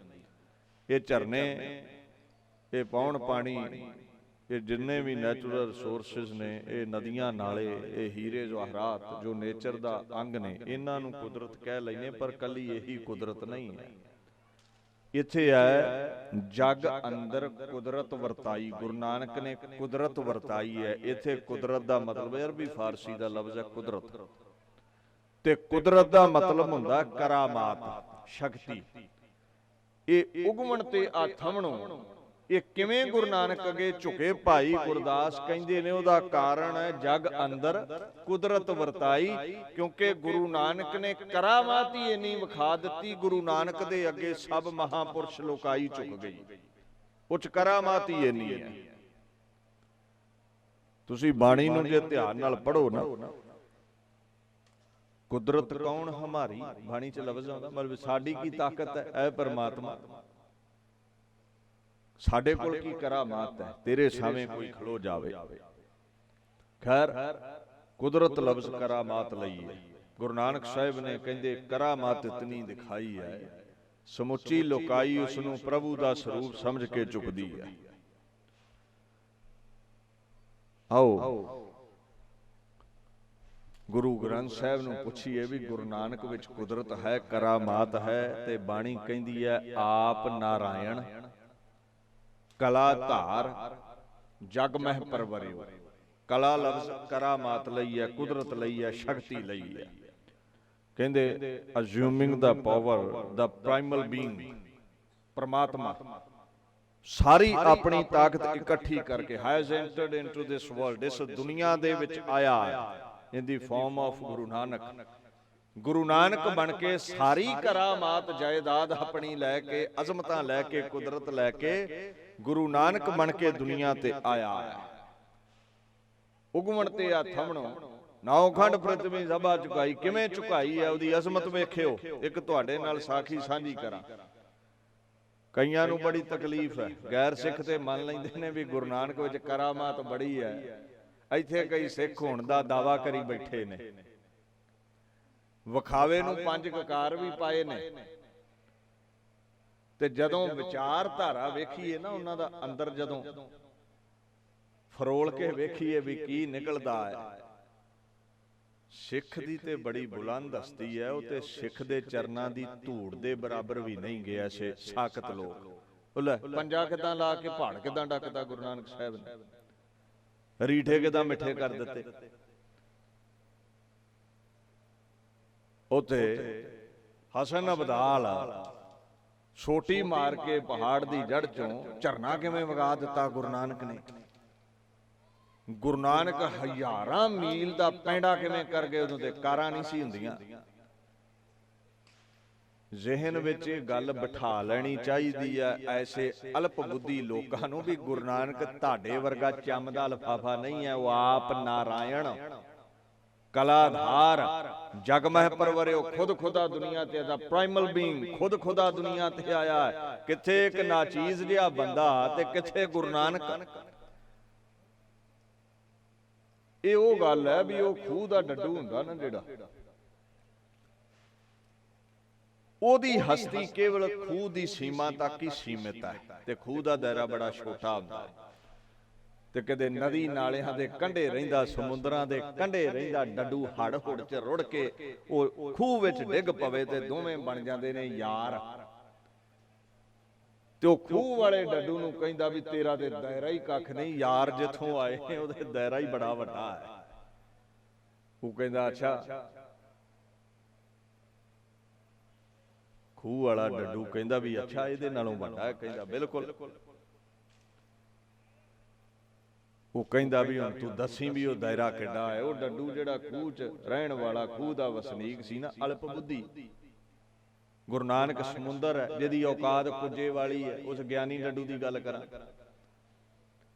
ਉਹਨੇ ਐਡੀ ਕਿ ਛਾਲ ਮਾਰੀ ਤੇ ਉਹ ਜਿਹੜਾ ਡੱਡੂ ਰੁੜ ਕੇ ਆਇਆ ਸੀ, ਕਿਸੇ ਨਦੀ ਦੇ ਕੰਢੇ ਰਹਿਣ ਵਾਲਾ, ਸਮੁੰਦਰ ਦੇ ਕੰਢੇ ਰਹਿਣ ਵਾਲਾ, ਉਹਨੂੰ ਕਹਿੰਦਾ ਵੀ ਐਡਾ ਘੋਣਾ ਸਮੁੰਦਰ ਤੇਰਾ, ਐਡਾ ਘੋਣਾ। ਹੁਣ ਡੱਡੂ ਦੀ ਛਾਲ ਤੁਹਾਨੂੰ ਪਤਾ ਜਿੱਡੀ ਹੁੰਦੀ ਹੈ। ਉਹ ਕਹਿੰਦਾ ਨਹੀਂ ਨਹੀਂ ਕੁਝ ਵੀ ਨਹੀਂ, ਉਹ ਵੱਡਾ ਦਾਇਰਾ ਹੈ। ਇੱਕ ਹੋਰ ਛਾਲ ਮਾਰੀ, ਨਹੀਂ ਨਹੀਂ ਇਹਦੇ ਨਾਲੋਂ ਵੀ ਵੱਡਾ। ਉਹ ਦੋ ਹਿੱਸੇ ਖੂਹ ਲੰਘ ਗਿਆ, ਥੋੜਾ ਜਿਹਾ ਖੂਰ ਮਾਰ ਕੇ ਛਾਲ ਖੂਹ ਦੀ ਦੂਜੀ ਕੰਧ ਨਾਲ ਦੂਜੇ ਬੰਨੇ ਨਾਲ ਲਾ ਕੇ ਕਹਿੰਦਾ ਵੀ ਹੁਣ ਝੂਠ ਨਾ ਮਾਰੀ, ਐਦੋਂ ਵੱਡਾ ਨਹੀਂ ਸਮੁੰਦਰ ਹੋ ਸਕਦਾ। ਇਹ ਜਿਹੜੇ ਆਂਦੇ ਨਾ ਗੁਰੂ ਨਾਨਕ ਰੀਠੇ ਨਹੀਂ ਮਿੱਠੇ ਕਰ ਸਕਦਾ, ਪਹਾੜ ਨਹੀਂ ਰੋਕ ਸਕਦਾ, ਝਰਨੇ ਨਹੀਂ ਵਗਾ ਸਕਦਾ, ਇਹ ਉਹ ਖੂਹ ਦੇ ਡੱਡੂ ਹੈ ਜਿਨ੍ਹਾਂ ਦੀ ਔਕਾਤ ਜਿਤਨੀ ਹੈ ਉਤਨੀ ਹੀ ਹਸਤੀ ਗੁਰੂ ਨਾਨਕ ਦੀ ਸਮਝੀ ਬੈਠੇ ਨੇ। ਤੂੰ ਧਿਆਨ ਨਾਲ ਬਾਣੀ ਨੂੰ ਪੁੱਛੀ ਗੁਰੂ ਨਾਨਕ ਕੌਣ ਹੈ। ਭਾਈ ਗੁਰਦਾਸ ਕਹਿੰਦੇ ਜਗ ਅੰਦਰ ਕੁਦਰਤ ਵਰਤਾਈ, ਬਾਣੀ ਕਹਿੰਦੀ ਆਪ ਨਾਰਾਇਣ ਕਲਾਧਾਰ ਜਗ ਮੈਂ ਪਰਵਰਿਓ। ਸਮੁੱਚੀ ਅਜ਼ਮਤ ਲੈ ਕੇ ਪ੍ਰਮਾਤਮਾ ਦੁਨੀਆ ਤੇ ਆਇਆ ਹੈ। ਉਹ ਸਾਡੇ ਵਰਗਾ ਨਹੀਂ, ਸਾਡੇ ਵਰਗੇ ਨਾਚੀਜ਼ ਤੇ ਕਰੋੜਾਂ ਵੀ ਗੁਰੂ ਨਾਨਕ ਦੇ ਚਰਨਾਂ ਦੀ ਧੂੜੀ ਦੇ ਇੱਕ ਕਿਣਕੇ ਦੇ ਬਰਾਬਰ ਨਹੀਂ ਹੋ ਸਕਦੇ। ਨਾਲੇ ਬਾਣੀ ਕਹਿੰਦੀ ਹੈ ਗੁਰੂ ਨਾਨਕ ਕਲਾ ਦਾ ਮਾਲਕ ਹੈ, ਕਰਾਮਾਤ ਦਾ ਮਾਲਕ ਹੈ। ਉਹਦੇ ਲਈ ਰੀਠੇ ਮਿੱਠੇ ਕਰਨੇ ਕਿਤੇ ਔਖੇ ਨੇ, ਉਹਦੇ ਲਈ ਕਿਤੇ ਪਹਾੜ ਰੱਖਣੇ ਔਖੇ ਨੇ, ਉਹਦੇ ਲਈ ਕਦੇ ਝਰਨੇ ਵਗਾਉਣੇ ਔਖੇ ਨੇ। ਬਾਣੀ ਕਹਿੰਦੀ ਹੈ ਗੁਰੂ ਜੋ ਚਾਹੇ ਕਰ ਸਕਦਾ ਹੈ, ਗੁਰ ਤੇ ਬਾਹਰ ਕਿਛ ਨਹੀਂ, ਗੁਰ ਕੀਤਾ ਲੋੜੇ ਸੋ ਹੋਏ। ਗੁਰੂ ਜੋ ਚਾਹੇ ਕਰ ਸਕਦਾ ਹੈ। ਮਹਾਰਾਜ ਦੀਨ ਦੁਨੀਆ ਦੇ ਮਾਲਕ ਨਾ ਆ ਰਾਵਲਪਿੰਡੀ ਤੋਂ ਤਕਰੀਬਨ 48-50 ਕਿਲੋਮੀਟਰ ਇੰਨਾ ਕੀ ਪੈਂਦਾ ਹੈ ਹਸਨ ਅਬਦਾਲ ਦਾ। ਉੱਥੇ ਗੁਰਦੁਆਰਾ ਪੰਜਾ ਸਾਹਿਬ ਹੈ, ਉੱਥੇ ਕੁਦਰਤ ਵਰਤਾਈ। ਧਿਆਨ ਦਿਓ, ਉਗਵਣ ਤੇ ਆਥਮਣੋ ਨੌਖੰਡ ਪ੍ਰਥਮੀ ਸਭਾ ਝੁਕਾਈ, ਸਾਰੇ ਝੁਕੇ ਨੇ ਉਹਦੇ ਤੋਂ ਅਸਤ ਤੱਕ। ਮਹਾਰਾਜ ਲੋਕਾਈ ਨੂੰ ਸਿੱਧੇ ਰਸਤੇ ਪਾਉਣ ਲਈ, ਭੁੱਲੇ ਭਟਕਿਆਂ ਨੂੰ ਸਿੱਧੇ ਰਸਤੇ ਪਾਉਣ ਲਈ ਉਦਾਸੀਆਂ ਤੇ ਨਿਕਲੇ, ਯਾਤਰਾਵਾਂ ਤੇ ਨਿਕਲੇ। ਹੁਣ ਬੜੇ ਬੜੇ ਜਿਹੜੇ ਮਹਾਪੁਰਸ਼ ਅਖਵਾਉਂਦੇ ਸਨ ਇਸਲਾਮ ਵਿੱਚ ਜਾਂ ਹਿੰਦੂਇਜ਼ਮ ਵਿੱਚ, ਚਾਹੇ ਉਹ ਸਿੱਧ ਨੇ ਹਿੰਦੂਇਜ਼ਮ ਵਿੱਚ, ਚਾਹੇ ਉਹ ਬੜੇ ਬੜੇ ਸੈਯਦ ਨੇ, ਸ਼ੇਖ ਨੇ ਇਸਲਾਮ ਜਗਤ ਵਿੱਚ, ਗੁਰੂ ਨਾਨਕ ਸਾਹਿਬ ਸਿੱਧਾ ਜੜ ਨੂੰ ਹੱਥ ਪਾਉਂਦੇ ਸਨ। ਕਿਉਂਕਿ ਆਮ ਲੋਕਾਈ ਦੀ ਆਬਾਦੀ ਇੰਨੀ ਹੈ, ਕੱਲੇ ਕੱਲੇ ਨੂੰ ਸਮਝਾਓਗੇ ਤੇ ਬੜਾ ਸਮਾਂ ਚਾਹੀਦਾ ਹੈ। ਕਿਸੇ ਆਗੂ ਨੂੰ ਸਿੱਧੇ ਰਸਤੇ ਪਾਓਗੇ, ਉਹਦੀ ਫੋਲੋਇੰਗ ਬੜੀ ਹੁੰਦੀ ਹੈ, ਆਗੂ ਦੇ ਪਿੱਛੇ ਬੜੇ ਲੋਕ ਚੱਲ ਪੈਣਗੇ। ਤਾਂ ਹੀ ਪੁਰਾਣੇ ਮਹਾਪੁਰਸ਼ ਜਦੋਂ ਆਪਣੇ ਧਰਮ ਦਾ ਪ੍ਰਚਾਰ ਕਰਦੇ ਸੀ, ਕਿਸੇ ਰਾਜੇ ਤੇ ਪ੍ਰਭਾਵ ਪਾਉਂਦੇ ਸੀ, ਉਹ ਸਾਰੀ ਪ੍ਰਜਾ ਹੀ ਨਾਲ ਚੱਲ ਪੈਂਦੀ ਸੀ। ਮਹਾਰਾਜ ਹਸਨ ਅਬਦਾਲ ਕਿਉਂ ਜਾਂਦੇ ਨੇ, ਕਾਬੇ ਕਿਉਂ ਜਾਂਦੇ ਨੇ, ਹਰਿਦੁਆਰ ਕਿਉਂ ਜਾਂਦੇ ਨੇ? ਕਿਉਂਕਿ ਉੱਥੇ ਬੜੇ ਬੜੇ ਐਸੇ ਮਹਾਪੁਰਸ਼ ਨੇ ਜਿਨ੍ਹਾਂ ਦੀ ਫੋਲੋਇੰਗ ਬੜੀ ਹੈ, ਜਿਨ੍ਹਾਂ ਦੇ ਪਿੱਛੇ ਲੋਕ ਬੜੇ ਨੇ, ਤੇ ਮਹਾਰਾਜ ਆਗੂ ਨੂੰ ਪਕੜ ਲੈਂਦੇ ਨੇ, ਸਿੱਧੇ ਰਸਤੇ ਤੋਰ ਦਿੰਦੇ ਨੇ, ਤੇ ਲੋਕਾਈ ਪਿੱਛੇ ਹੀ ਚੱਲ ਪੈਂਦੀ ਹੈ।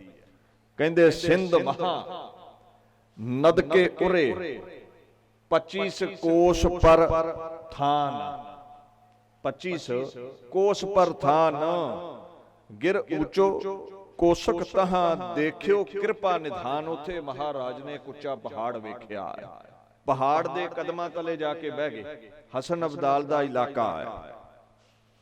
ਮਨਮੁਖਾਂ ਨੂੰ ਸਿੱਧੇ ਰਸਤੇ ਪਾਉਂਦੇ ਹੋਏ ਮਹਾਰਾਜ ਉੱਥੇ ਪਹੁੰਚ ਗਏ ਨੇ।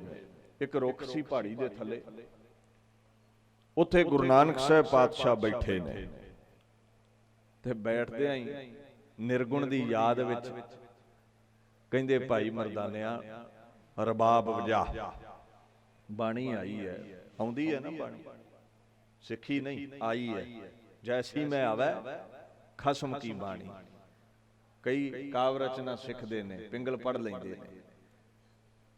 ਕਿਉਂ? ਸਿੱਖਣਾ ਅਧੂਰੇ ਨੂੰ ਪੈਂਦਾ ਹੈ। ਗੁਰੂ ਨਾਨਕ ਪੂਰਾ ਹੈ, ਸਭ ਤੇ ਵੱਡਾ ਸਤਿਗੁਰ ਨਾਨਕ ਜਿਨ ਕਲ ਰਾਖੀ ਮੇਰੀ। ਗੁਰੂ ਨਾਨਕ ਨੂੰ ਸਿੱਖਣਾ ਨਹੀਂ ਪੈਂਦਾ, ਉਹ ਸਾਰੇ ਇਲਮਾਂ ਦਾ ਮਾਲਕ ਹੈ। ਸਾਰੇ ਇਲਮ ਉਹ ਪ੍ਰਗਟ ਕਰਨ ਵਾਲਾ ਜੋ ਪਰਮੇਸ਼ਰ ਹੈ, ਉਹਦੇ ਗੁਰੂ ਨਾਨਕ ਸਾਹਿਬ ਸਰਗੁਣ ਸਰੂਪ ਨੇ। ਕਹਿੰਦੇ ਬਾਣੀ ਆਈ ਹੈ, ਭਾਈ ਮਰਦਾਨੇ ਨੇ ਰਬਾਬ ਛੇੜੀ ਹੈ, ਤੇ ਜਦੋਂ ਕੀਰਤੀ ਗਾਈ ਅਕਾਲ ਪੁਰਖ ਦੀ, ਰੌਣਕਾਂ ਲੱਗ ਗਈਆਂ। ਇਲਾਕੇ ਦੇ ਲੋਕ ਗੁਰੂ ਨਾਨਕ ਸਾਹਿਬ ਦੇ ਸ਼ਰਨ ਵਿੱਚ ਆ ਕੇ ਪਰਮਾਤਮਾ ਦੀ ਕੀਰਤੀ ਸੁਣਨ ਲੱਗ ਪਏ। ਬੜੀਆਂ ਰੌਣਕਾਂ ਵੱਧ ਗਈਆਂ, ਜਿਵੇਂ ਰੌਣਕ ਲੱਗਦੀ ਹੈ ਗੁਰੂ ਦੇ ਦਰ ਤੇ ਰੌਣਕਾਂ ਲੱਗੀਆਂ। ਉਹ ਪਹਾੜੀ ਦੇ ਉੱਤੇ ਇੱਕ ਮਹਾਪੁਰਸ਼ ਰਹਿੰਦਾ ਸੀ, ਹਜ਼ਰਤ ਵਲੀ ਕੰਧਾਰੀ। ਉਹ ਪਹਾੜੀ ਤੇ ਰਹਿੰਦਾ ਹੈ। ਅੱਛਾ, ਰਿੱਧੀਆਂ ਸਿੱਧੀਆਂ ਦਾ ਮਾਲਕ ਸੀ, ਕਰਾਮਾਤੀ ਸੀ। ਤੇ ਰਿੱਧੀਆਂ ਸਿੱਧੀਆਂ ਦਾ ਮਾਲਕ ਹੋਣ ਦੇ ਨਾਤੇ ਪ੍ਰਭਾਵ ਸੀ ਇਲਾਕੇ ਵਿੱਚ। ਲੋਕ ਉਹਦਾ ਭੈ ਮੰਨਦੇ ਸੀ, ਉਹਦੇ ਦਰ ਤੇ ਆਇਆ ਕਰਦੇ ਸਨ। ਬੜੀ ਭੀੜ ਰਹਿੰਦੀ ਸੀ ਉਹਦੇ ਦਰ ਦੇ ਉੱਤੇ। ਹੁਣ ਜਿਹੜੀ ਉੱਚੀ ਪਹਾੜੀ ਤੇ ਵਲੀ ਕੰਧਾਰੀ ਵਾਸ ਕਰਦਾ ਹੈ ਨਾ, ਉਸ ਪਹਾੜੀ ਤੇ ਛੋਟਾ ਇੱਕ ਸਰੋਵਰ ਸੀ, ਜਿੱਥੋਂ ਝਰਨਾ ਵਾਕੇ ਸੀਤਲ ਜਲ ਦਾ ਥੱਲੇ ਆਉਂਦਾ ਸੀ ਤੇ ਪਿੰਡ ਵਾਲੇ ਲੋਕ ਜਲ ਛਕਦੇ ਸਨ।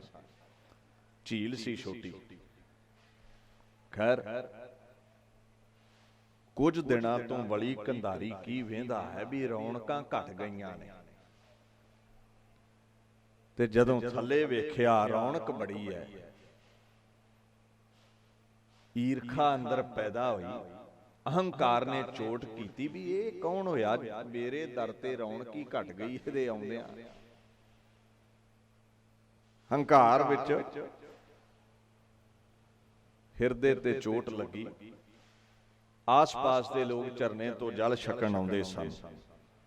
ਜਦੋਂ ਵਲੀ ਕੰਧਾਰੀ ਦੇ ਦਰ ਤੇ ਰੌਣਕ ਘਟ ਗਈ ਤੇ ਉਹਨੇ ਚਟਾਨਾਂ ਕੱਟੀਆਂ ਕਰਕੇ ਪੱਥਰ ਪੁੱਥਰ ਜੇ ਰੱਖ ਕੇ ਤੇ ਝਰਨਾ ਹੀ ਬੰਦ ਕਰ ਦਿੱਤਾ।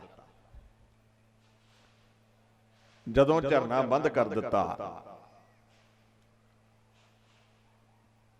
ਤੇ ਲੋਕ ਭੈ ਭੀਤ ਹੋ ਗਏ ਵੀ ਹੁਣ ਪਿਆਸ ਕਿੱਥੋਂ ਬੁਝਾਵਾਂਗੇ,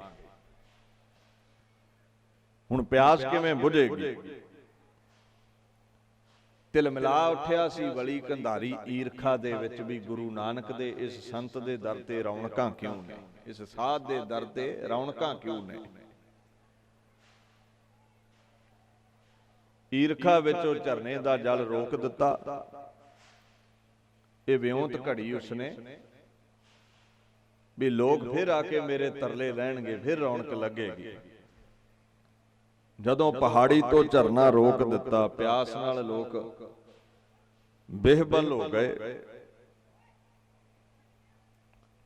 ਤੇ ਪਹਾੜੀ ਵੱਲ ਨੂੰ ਜਾਣ ਲੱਗ ਪਏ। ਉਹ ਜਾਣਦਾ ਸੀ ਖੁਦ ਲੋਕ ਮੇਰੇ ਵੱਲ ਆਉਣਗੇ ਜਦੋਂ ਪਿਆਸੇ ਮਰਨਗੇ। ਉਹ ਲੋਕ ਗਏ। ਬਾਬਾ ਜੀ ਝਰਨਾ ਬੰਦ ਹੋ ਗਿਆ ਤੇ ਵਲੀ ਕੰਧਾਰੀ ਕਹਿੰਦਾ ਤੇ ਇੱਥੇ ਕੀ ਲੈਣ ਆਏ ਵੀ ਤੁਹਾਡੇ ਇਹ ਪੱਥਰ ਰੱਖਿਆ, ਝਰਨਾ ਬੰਦ ਹੋਇਆ ਹੈ, ਤੁਸੀਂ ਝਰਨਾ ਖੋਲ ਦਿਓ, ਜਲ ਚੱਲ ਪਵੇ, ਰੋਕ ਹਟਾ ਦਿਓ, ਜਲ ਵਹਿ ਤੁਰੇ। ਤੇ ਕਹਿੰਦੇ ਜਿਹੜਾ ਉਹ ਥੱਲੇ ਬੈਠਾ, ਜਿਹਦੇ ਗੋਡਿਆਂ ਨਾਲ ਜੁੜ ਕੇ ਬੈਠੇ ਜੇ, ਉਹਦੇ 'ਚ ਤਾਕਤ ਹੈ ਨਹੀਂ ਝਰਨਾ ਵਗਾਉਣ ਦੀ। ਮੇਰੇ ਤੇ ਕੋਲ ਆਉਣੋਂ ਜਾਣੋਂ ਹੀ ਹਟ ਗਏ ਹੋ, ਅੱਜ ਲੋੜ ਪਈ ਹੈ ਤੇ ਆਏ ਹੋ। ਜਿਹਦੇ ਦਰ ਤੇ ਬੈਠੇ ਰਹਿੰਦੇ ਹੋ, ਜੇ ਏਡਾ ਅਸਮਤੀ ਹੈ, ਇੰਨਾ ਤਾਕਤ ਵਾਲਾ ਹੈ ਵੀ ਉਹਦੇ ਦਰ ਤੇ ਰੌਣਕਾਂ ਲੱਗੀਆਂ ਹੋਈਆਂ ਨੇ, ਜੇ ਏਡਾ ਉਹ ਵਲੀ ਹੈ, ਏਡਾ ਵੱਡਾ ਉਹ ਮਹਾਪੁਰਸ਼ ਹੈ, ਤੇ ਉਹਦਾ ਜਾ ਕੇ ਤਰਲਾ ਲਓ ਤੁਹਾਡੇ ਲਈ ਕੋਈ ਝਰਨਾ ਪ੍ਰਗਟ ਕਰ ਦਵੇ। ਮੈਂ ਇਸ ਸ਼ਰਤ ਤੇ ਪਾਣੀ ਦਵਾਂਗਾ, ਉਸ ਸਾਧ ਨੂੰ ਧੱਕੇ ਮਾਰ ਕੇ ਤੋਂ ਬਾਹਰ ਕੱਢ ਦਿਓ ਇਲਾਕੇ ਚੋਂ, ਨਹੀਂ ਤਾਂ ਪਾਣੀ ਨਹੀਂ ਮਿਲੇਗਾ। ਜਿੱਦ ਤੇ ਅੜਿਆ ਹੈ, ਫਰਿਆਦ ਨਾ ਸੁਣੀ। ਬੜੇ ਤਰਲੇ ਲਏ ਲੋਕਾਂ ਨੇ, ਗੁਰੂ ਨਾਨਕ ਸਾਹਿਬ ਦੇ ਕੋਲ ਆ ਗਏ ਇਕੱਠੇ ਹੋ ਕੇ। ਉਧਰ ਭਾਈ ਮਰਦਾਨਾ ਜੀ ਵੀ ਕਹਿੰਦੇ ਪਾਤਸ਼ਾਹ ਜਲ ਨਹੀਂ ਆ ਰਿਹਾ, ਹੁਣ ਪਿਆਸ ਲੱਗੀ ਹੈ। ਮਰਦਾਨੇ ਕੋ ਜਲ ਕੀ ਚਾਹੂ ਭਇਓ ਤ੍ਰਿਖਾ ਤੁਰ ਕਹਿ ਗੁਰ ਪਾਹੂ। ਮਹਾਰਾਜ ਨੂੰ ਕਹਿੰਦੇ ਪਿਆਸ ਲੱਗੀ ਹੈ ਭਾਈ ਮਰਦਾਨਾ ਜੀ। ਗੁਰੂ ਸਾਹਿਬ ਕਹਿੰਦੇ ਵੀ ਜਾਓ ਵਲੀ ਕੰਧਾਰੀ ਨੂੰ ਜਾ ਕੇ ਬੇਨਤੀ ਕਰੋ ਵੀ ਇਸ ਤਰ੍ਹਾਂ ਨਾ ਕਰੇ, ਨਾਲੇ ਤੇ ਲੋਕ ਪਿਆਸੇ ਮਰ ਜਾਣਗੇ, ਨਾਲੇ ਭਾਈ ਮਰਦਾਨਾ ਜੀ ਤੁਹਾਨੂੰ ਵੀ ਪਿਆਸ ਲੱਗੀ ਹੈ, ਇਦਾਂ ਮਿਟੇਗੀ ਨਹੀਂ। ਭਾਈ ਮਰਦਾਨਾ ਜੀ ਵੀ ਚੱਲ ਪਏ। ਹੁਣ ਪਹਾੜੀ ਚੜ੍ਹਨੀ ਕਿਹੜੀ ਸੌਖੀ ਹੈ। ਪਹਾੜੀ ਪਾਤਸ਼ਾਹ ਚੜੇ, ਭਾਈ ਮਰਦਾਨਾ ਜੀ ਚੜੇ, ਜਾ ਕੇ ਵਲੀ ਕੰਧਾਰੀ ਅੱਗੇ ਬਾਬਾ ਮਰਦਾਨਾ ਜੀ ਮਹਾਰਾਜ ਨੇ ਤਰਲਾ ਲਿਆ ਵੀ ਸਾਈਂ ਜੀ ਜਲ ਛੱਡ ਦਿਓ, ਇਹ ਪਿਆਸੇ ਮਰ ਜਾਣਗੇ ਲੋਕ ਤੇ ਪਿਆਸ ਮੈਨੂੰ ਵੀ ਬੜੀ ਲੱਗੀ ਹੈ। ਉਹ ਪੁੱਛਿਆ ਉਹਨੇ ਵਲੀ ਕੰਧਾਰੀ ਨੇ ਵੀ ਬਾਬਾ ਤੂੰ ਕੌਣ ਹੈ? ਮਰਦਾਨੇ ਸਭ ਕਹਿਓ ਬ੍ਰਿਤਾਂਤ ਤਪਾ ਗੁਰੂ ਨਾਨਕ ਬਖਿਆਤ। ਮੈਂ ਕਹਿੰਦੇ ਉਹਦਾ ਸੇਵਕ ਆ ਜਿਹੜਾ ਸੰਤ ਥੱਲੇ ਬੈਠਾ ਹੈ। ਉਹ ਕੌਣ ਹੈ? ਵਲੀ ਕੰਧਾਰੀ ਕਹਿੰਦੇ ਨਾਨਕ ਤਪਾ, ਗੁਰੂ ਨਾਨਕ ਜੀ ਮਹਾਰਾਜ। ਔਰ ਵਲੀ ਕੰਧਾਰੀ ਜੀ ਗੁਰੂ ਸਾਹਿਬ ਦਾ ਐਸਾ ਸੁਭਾਅ ਹੈ, ਉਹ ਹਿੰਦੂ ਮੁਸਲਮਾਨ ਹਰ ਇੱਕ ਨਾਲ ਪ੍ਰੇਮ ਕਰਦੇ ਨੇ। ਵੇਖੋ ਬਾਣੀ ਦਾ ਫਲਸਫਾ ਹੈ, ਕੋਈ ਬੋਲੇ ਰਾਮ ਰਾਮ ਕੋਈ ਖੁਦਾਏ, ਕੋਈ ਸੇਵੈ ਗੁਸਾਈਆਂ ਕੋਈ ਅਲਾਹੇ। ਗੁਰੂ ਸਾਹਿਬ ਹਰ ਇੱਕ ਨਾਲ ਪ੍ਰੇਮ ਕਰਦੇ ਨੇ। ਇਹ ਸਿੱਖੀਜ਼ਮ ਦਾ ਅਸੂਲ ਹੈ। ਵੈਸੇ ਇਨਸਾਨੀਅਤ ਹਰ ਇੱਕ ਨੂੰ ਇਹੀ ਸਿਖਾਉਂਦੀ ਹੈ, ਹਰ ਇੱਕ ਨਾਲ ਪ੍ਰੇਮ ਕਰਨਾ।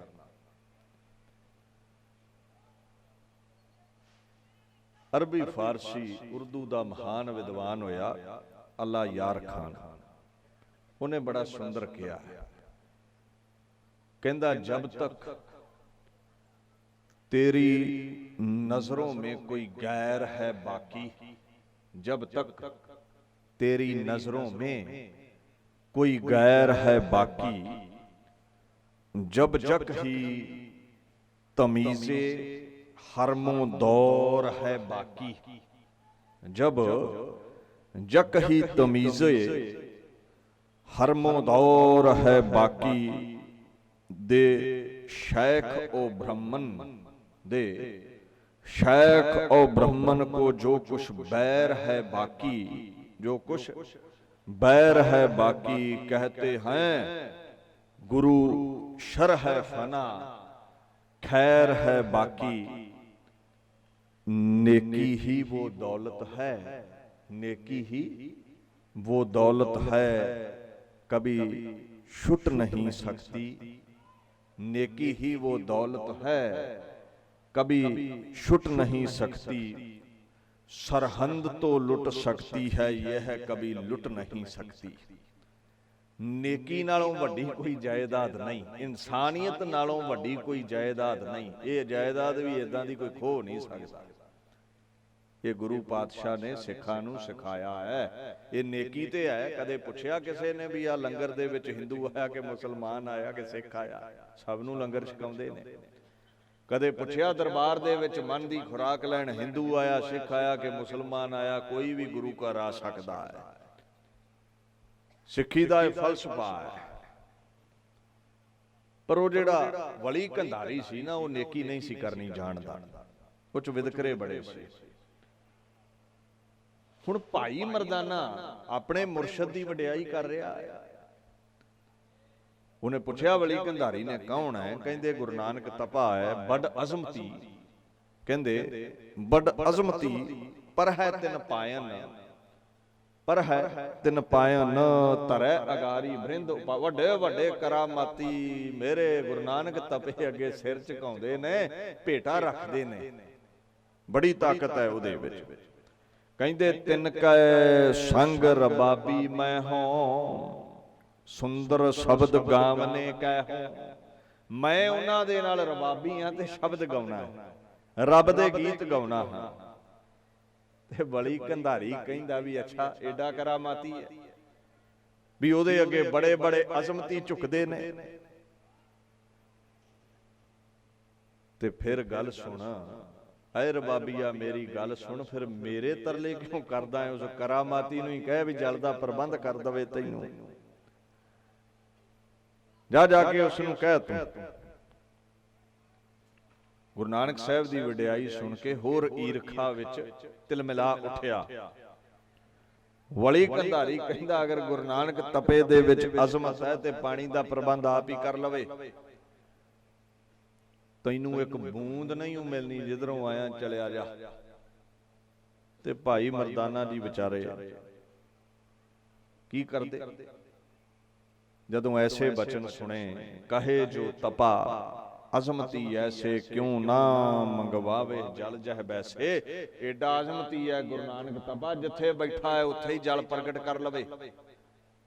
ਜਾ ਕੇ ਉਸਦੇ ਕੋਲੋਂ ਪਾਣੀ ਮੰਗਦੇ ਭਾਈ ਮਰਦਾਨਾ ਜੀ ਨੂੰ ਮੋੜ ਦਿੱਤਾ। ਵਿਚਾਰੇ ਚੱਲ ਪਏ, ਪਹਾੜੀ ਉਤਰੇ, ਗੁਰੂ ਨਾਨਕ ਸਾਹਿਬ ਦੇ ਚਰਨਾਂ ਵਿੱਚ ਗਏ। ਕਹਿੰਦੇ ਪਾਤਸ਼ਾਹ ਗੱਲ ਨਹੀਂ ਬਣੀ, ਨਹੀਂ ਮੰਨਿਆ। ਉਹ ਜਿੱਦ ਤੇ ਅੜਿਆ, ਲੋਕ ਧਿਆਏ ਮਰ ਜਾਣਗੇ। ਤੇ ਗੁਰੂ ਨਾਨਕ ਸਾਹਿਬ ਆਖਣ ਲੱਗੇ, ਭਾਈ ਮਰਦਾਨਾ ਜੀ ਸਾਰੀ ਵਾਰਤਾ ਸੁਣ ਕੇ ਕਹਿੰਦੇ ਇਹਨੂੰ ਅਹੰਕਾਰ ਦਾ ਰੋਗ ਲੱਗਾ ਹੈ।